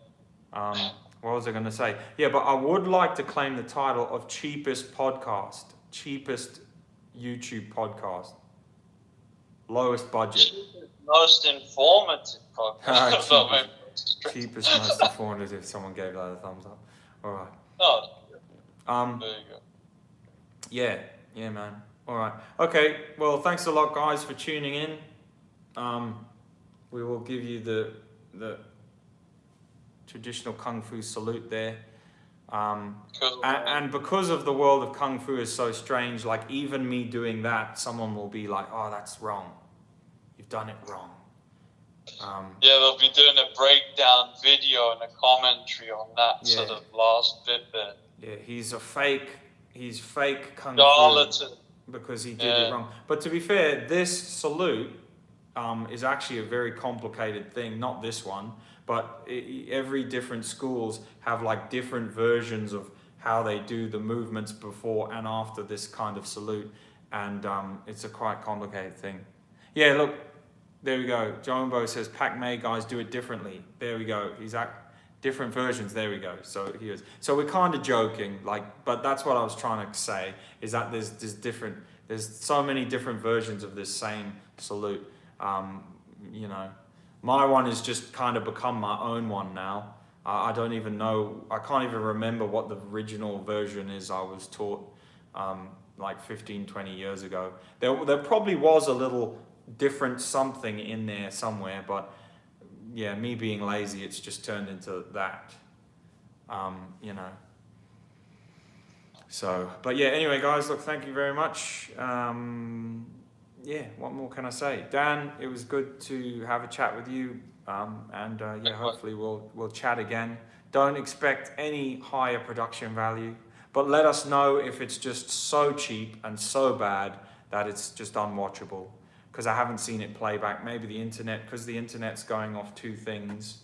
Maybe it'll be like extra bad. I don't know. But yeah. Anyway, guys, thanks a lot. I hope you guys enjoyed the stream. Thank you to the people who support the Patreon, and also thank you to the guys who subscribed onto or not subscribed, but who's purchased the Iron Body Martial Arts Iron Hand course. Yeah, get on that course. Yeah, no, well, just the people who've already on it, and no one needs to go on it or has to go on it, but I'm just saying to the people who've gone it, it's got some good reviews, Awesome. For what it is. It's doing all right. So yeah, cool. And another thing I like about it is, or I don't like about it, but another thing that I'm happy with is that there's people going on there who are trained a lot of martial arts and trained a lot in that skill and trained under decent masters, well-known masters, who are, maybe they're being kind to me because I don't know them, but they're giving it a good review and saying I actually learned some extra stuff from this, even though I've been training for some few years. So there's no greater honor than your contemporaries, giving you the thumbs up, so that's nice, because the martial arts community is very quick to just burn people when they're giving bad advice. So yeah. Anyway. Yeah, I don't. On that note, I don't think they're being nice, because I think that they've paid a decent price. Yeah, for course, true. Yeah, it's not cheap. Yeah. Of course. Not cheap, awesome. But it took a long time to make. Yeah, I kind of had to think about the value of how much time. It took me 40 hours just to edit the thing, So I had to think how much time I put in, and then the editing and the filming, that's not one of my biggest skills, as you guys can see from my production value on my channel. So yeah, no. Anyway, okay. As I said, guys, let me know how your training's going. Please do send me messages on the channel. Just comment on one of my videos, and it pops up on the thing, and I'll get back to you guys on it. Cool. Thank you. And Dan, do you have any things to say before we go? You're almost, it's almost like you're there, but you're not. I can't quite get you. Yeah, no, it's been awesome to come on, man, and sort of chat around some interesting shared passions and concepts and sort of topics, and yeah, hopefully we can sort of do it again, and hopefully some people found it. I'm sure some people may have found something interesting in some of the stuff we spoke about. You suggested me covering more kind of law enforcement stuff. Talking about that, which is something I have thought about on my channel, but it's a double-edged sword. So I don't know. Yeah, I mean, as I said, Beach, obviously I saw your latest video and I've been watching them, and look, I can't be the only one. I'm sure there's quite a few people who sort of, they can see the sort of practical applications of many of the different arts that you've sort of fused together under IBMA, and you've used them to either de-escalate or contain a situation. And like you said, that can apply to private security or doorman. So yeah, I think there is some. At least I can say personally, I've always found a lot of these things really interesting, and then some of the sort of stories, some of the things you are allowed to sort of talk about. I think the man in the street, you don't often hear some of these things as well. So it's quite interesting to sort of to hear. And then I also think sort of when you sort of touching on some of the subjects of the reality of because like you said, the police generally get a bad name, especially now, and sort of the realities of sort of dealing with, and like you said, the harsh realities and what that can do to you, sort of dealing with these sort of grim situations. Yeah. So look, for me, I found it interesting. It's insightful to sort of hear about that as well. That's a good point, because look, and this is why things like Qi Gong and Tai Chi, and maybe younger, I can't say younger, but maybe younger people, not younger, I'll finish what I'm saying. Maybe younger people who don't think about things as much, or people who are stuck in an ego trap or whatever. So I'm not just brandishing young people, because we're young, but see, people, I think, are too quick to poo-poo things like that with regards to longevity, because imagine, there's no point being the greatest martial artist, the greatest fighter, Mr. Hardman, whatever, Chuck Norris times 10, who then gets crushed by his own demons in his own head. Absolutely. Do you get what I The mean? mind guides first, man. That's Yeah. the weakest point, isn't it? You can be the strong. Yeah. Yeah. So Mind. in that regard, a part of succeeding in martial arts, and this is something one of my old instructors said to me, a part of succeeding in martial arts is succeeding in life. Because, I mean, and it sounds a bit hocus pocusy, but you have to succeed in life to succeed in martial arts, because there's an old Chinese saying that like martial arts is for the rich people and work is for the poor people. Because traditionally in China, only rich people had the time to play around with martial arts. In society, you look at Ip Man. Ip Man wasn't a poor guy. There's the poverty level in China and a lot of places is so high. Only people with money, a bit like Western Knights, only with people of money had the ability to be able to play around with these things and train all the time, because everyone else was working. That's what the saying was. It was like martial arts is for rich people, working is for everyone else is working. Working is for the normal people. But back onto the first tangent, yeah, if dealing with the stuff and day-to-day grind, and it's all relative for all of us. Someone can be bullied at school, and that can cause them to take their own life. So and someone can endure the horrors of war, and they do not take their own life, but they are tormented for years, and loss of family members and this and that. So you can find coping mechanisms, and you can find peace, and you can find comfort even in silly things like your martial arts training, your qigong, your conditioning. So you can poo-poo like Makiwara training. Like I've had loads of people that poo-poo Makiwara training, and they come on to me and they go, oh, why don't you, you don't go into the ring and you don't fight anyone. You're not a real martial artist. You don't even know what life's about. But I tell you what, when I was there doing my 1,000 strikes on a Makiwara per hand, I wasn't thinking about the drowned child that I pulled out of a pool. Do you get what I mean? Correct. Yeah. I was in a place of what the Chinese would call moving meditation. Like a Zen type state or something. Well, not Zen. No, not Zen, because I'm not that good. But I just mean it's a moving meditation. So your martial arts doesn't have to be, what I'm trying to say is like, it is what you make it, and if it's just a thing that you do to release and relax and survive, then that's great. It doesn't have to be this cage fighting thing in order for it to make you survive. Because, like I said, you could be number one Mr. Cage Fighter, tough guy, super gym, but your own demons in your head can crush you, and then you don't survive. And then what was the point? Do you get what I mean? And I've seen people like that.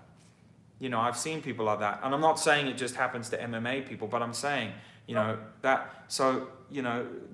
sounds silly, but part of your martial arts sort of journey needs to be guarding your mental self and looking after your mentalness and your physicalness, so that you don't succumb to just the normal pressures of life.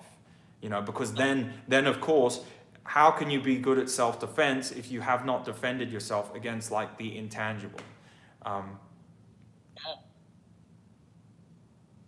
Yeah, Jogo 1983 says, if you're not at peace in your mind and spirit, then it's all pointless. Yeah, well, it's a good point there, mate. I think everyone is trying to find peace. I don't think a lot of us can find it in places, but and we're all tormented by things, like us, we're even between us here, we're tormented by the loss of family members, a couple of family members, our brother, I won't say anymore, but, other people too.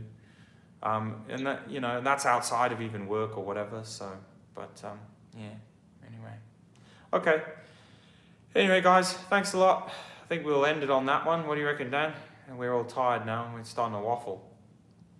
Yeah, no, absolutely, man. I think that was a good sort of end point about the sort of, like you said, the sort of mental aspect as well. Absolutely. Yeah, and Jobo 1983 says, yeah, I guess it is a good thing to finish on. Jobo 1983 says, too much training and violence will make you violent. Yeah, so that's true. So, you know, make sure, you know, if... but having said that, you know, when I trained at the MMA club that I was training at, the guys there are some of the humblest and nicest guys. Everyone who trains properly, usually they have the respect, right? They have the humbling aspect. Right? They're some of the humblest, happiest, nicest, respectfulest guys you'll meet. Jiu-jitsu, you know, like kickboxing, you get the odd people. You get the kind of ones who crop up with the egos and have a bit of darkness inside of them and this and that.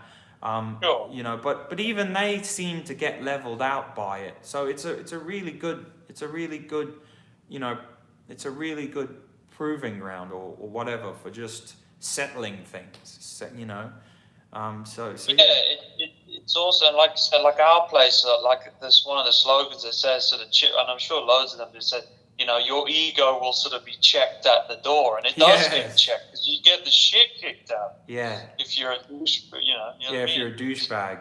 Yeah. Get out. Because there's always somebody better than you somewhere, right? And pretty much in every aspect of life, there's someone better at something, you know. And, But this is what I say to, well, it doesn't matter what I say to people, but my opinion is try your best. Try your best to help the douchebag.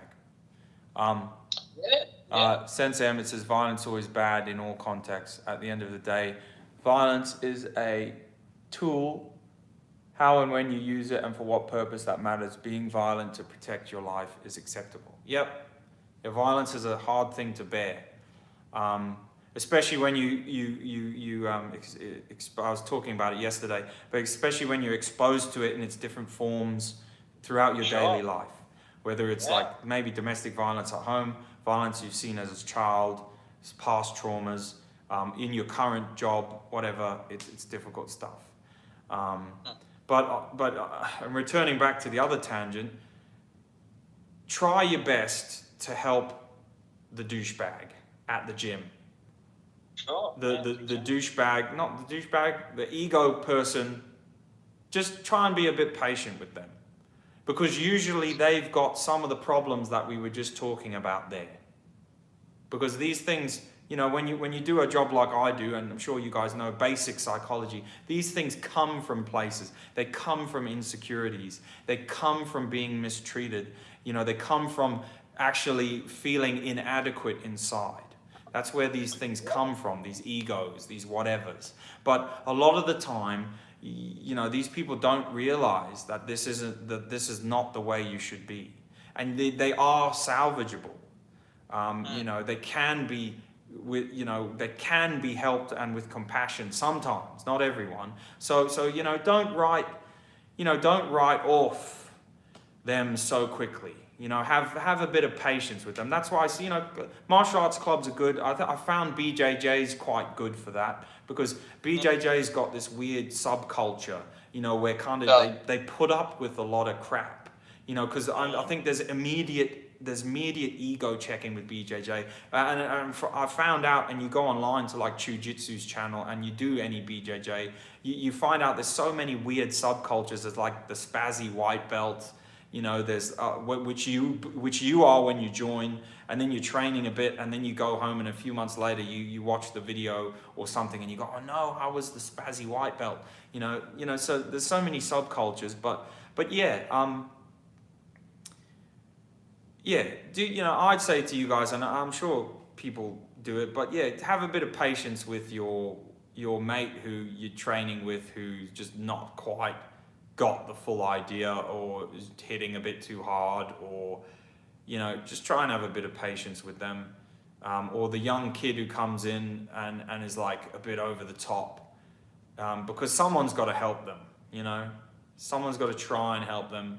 And sometimes if you put a little bit of extra effort into those people, you know, when they realize that once it clicks in their head, you know, you can get some gems there. You know, this is for like maybe instructors or whatever, I'm sure you guys know. But when that clicks, but also if you train with your mates, when that clicks in their head, you know, you can get some real gems if you just give people a chance.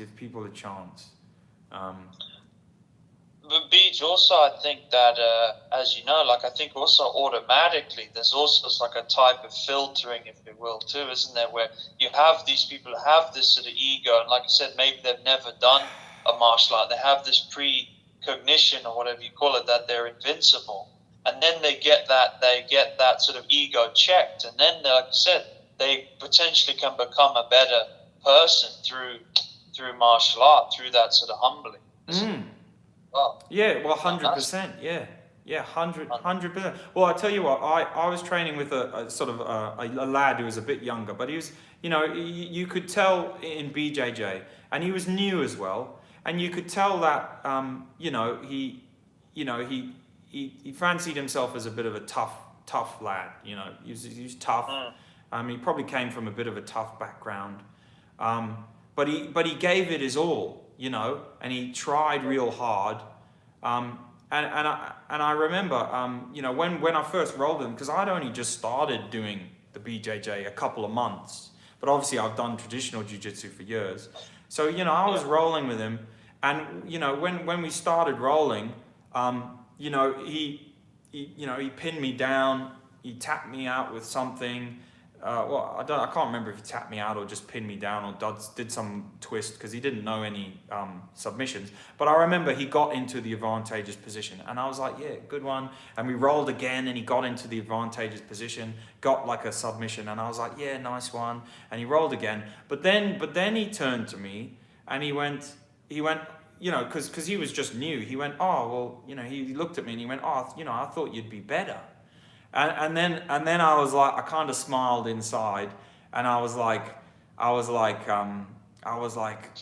man, I didn't say anything to him, but I was in my mind, I was like, dude, I was like just totally going easy on you, you know, like I was trying, but I wasn't trying to like nail you with moves or anything. So then I thought, you know what, this lad just needs a bit of checking, some gentle checking of his ego, because his ego will ruin his training, because he'd been blinded by it. He'd got a misrepresentation of like my capabilities, and he was like he had a over representation of his own, you know, and he was like, oh yeah, you know, and that's not good. So then we did a roll again, and within about 10 seconds I tapped him out with a lock. Then we rolled. Then we started again. 20 seconds, lock. 15 seconds, lock. Twist, choke. Bah, bah, bah. About 5 or 6 times, and then suddenly, you know, he kind of looked at me, and I didn't have to say anything, and I wasn't overly, you know, I didn't slam anything on, but you know, he kind of looked at me, and you could see the recognition in his eyes. He was like, okay, fair enough. I've learnt. And that's the sort of thing we're talking about, you know, that you will get your ego checked in these lessons, you know. Yeah, and he probably walked away from that. You probably, you know, the club and rolling with you, he's probably sort of changed. It may have improved that guy and sort of changed his outlook a little bit. Yeah. There are people that are monsters out there, plenty of them. Yeah, and I've had the same happen to me. You know, so you know, it's just, it goes around in circles. You know, like you get it, you give it, and how you deal with it is the difference. You know, like there's one or two ways people deal with that. They go away with a hurt ego and they never return, and they never learn, or they swallow it and they come back. You know, and that's it. But on that note, we really do have to finish up. I reckon we've gassed on for 1 hour and 88 minutes. If that is, no, that's not a thing. What? 88? No, that doesn't make sense. Well, sorry, 188 minutes. 166, 2012, 3 hours. Oh, damn. How many people are still on? Oh, I don't know. The counter's not right. It says 2, but the counter's not. The counter's wrong a lot of the time. That's not bad for 3 hours. Oh, it's probably not the 2 same people. Different people. Yeah. But anyway, guys, thanks a lot. Now we promise you we really are going. Thanks for listening in. Yeah, cool. Have a good one. Tell us your training stories. Send me your progress. If you guys send me videos, send me some videos of you guys training. Like tag me in your videos. I'll always come have a look. I'll share them on the channel and stuff like that. I'm always trying to get people to do that, but not I barely ever get tagged in any videos. But yeah, okay. Yeah, cool, man. Well, thanks, guys. Now we're definitely 100% going. I'm going to press this X button. Thanks for all the people who made comments. Sensei Emmett, Jobo, 1983. He was here yesterday. Anyone else on for Batman Matrix came on. Mantis Indigo came on. He comes on from time to time. Yeah, awesome. Okay, cool. See you guys around. Have a good training, and thank you for tuning in to the cheapest podcast, the lowest quality, not the lowest quality, the lowest production quality podcast you will see on YouTube. Medal awarded already to us. Cool, man. End.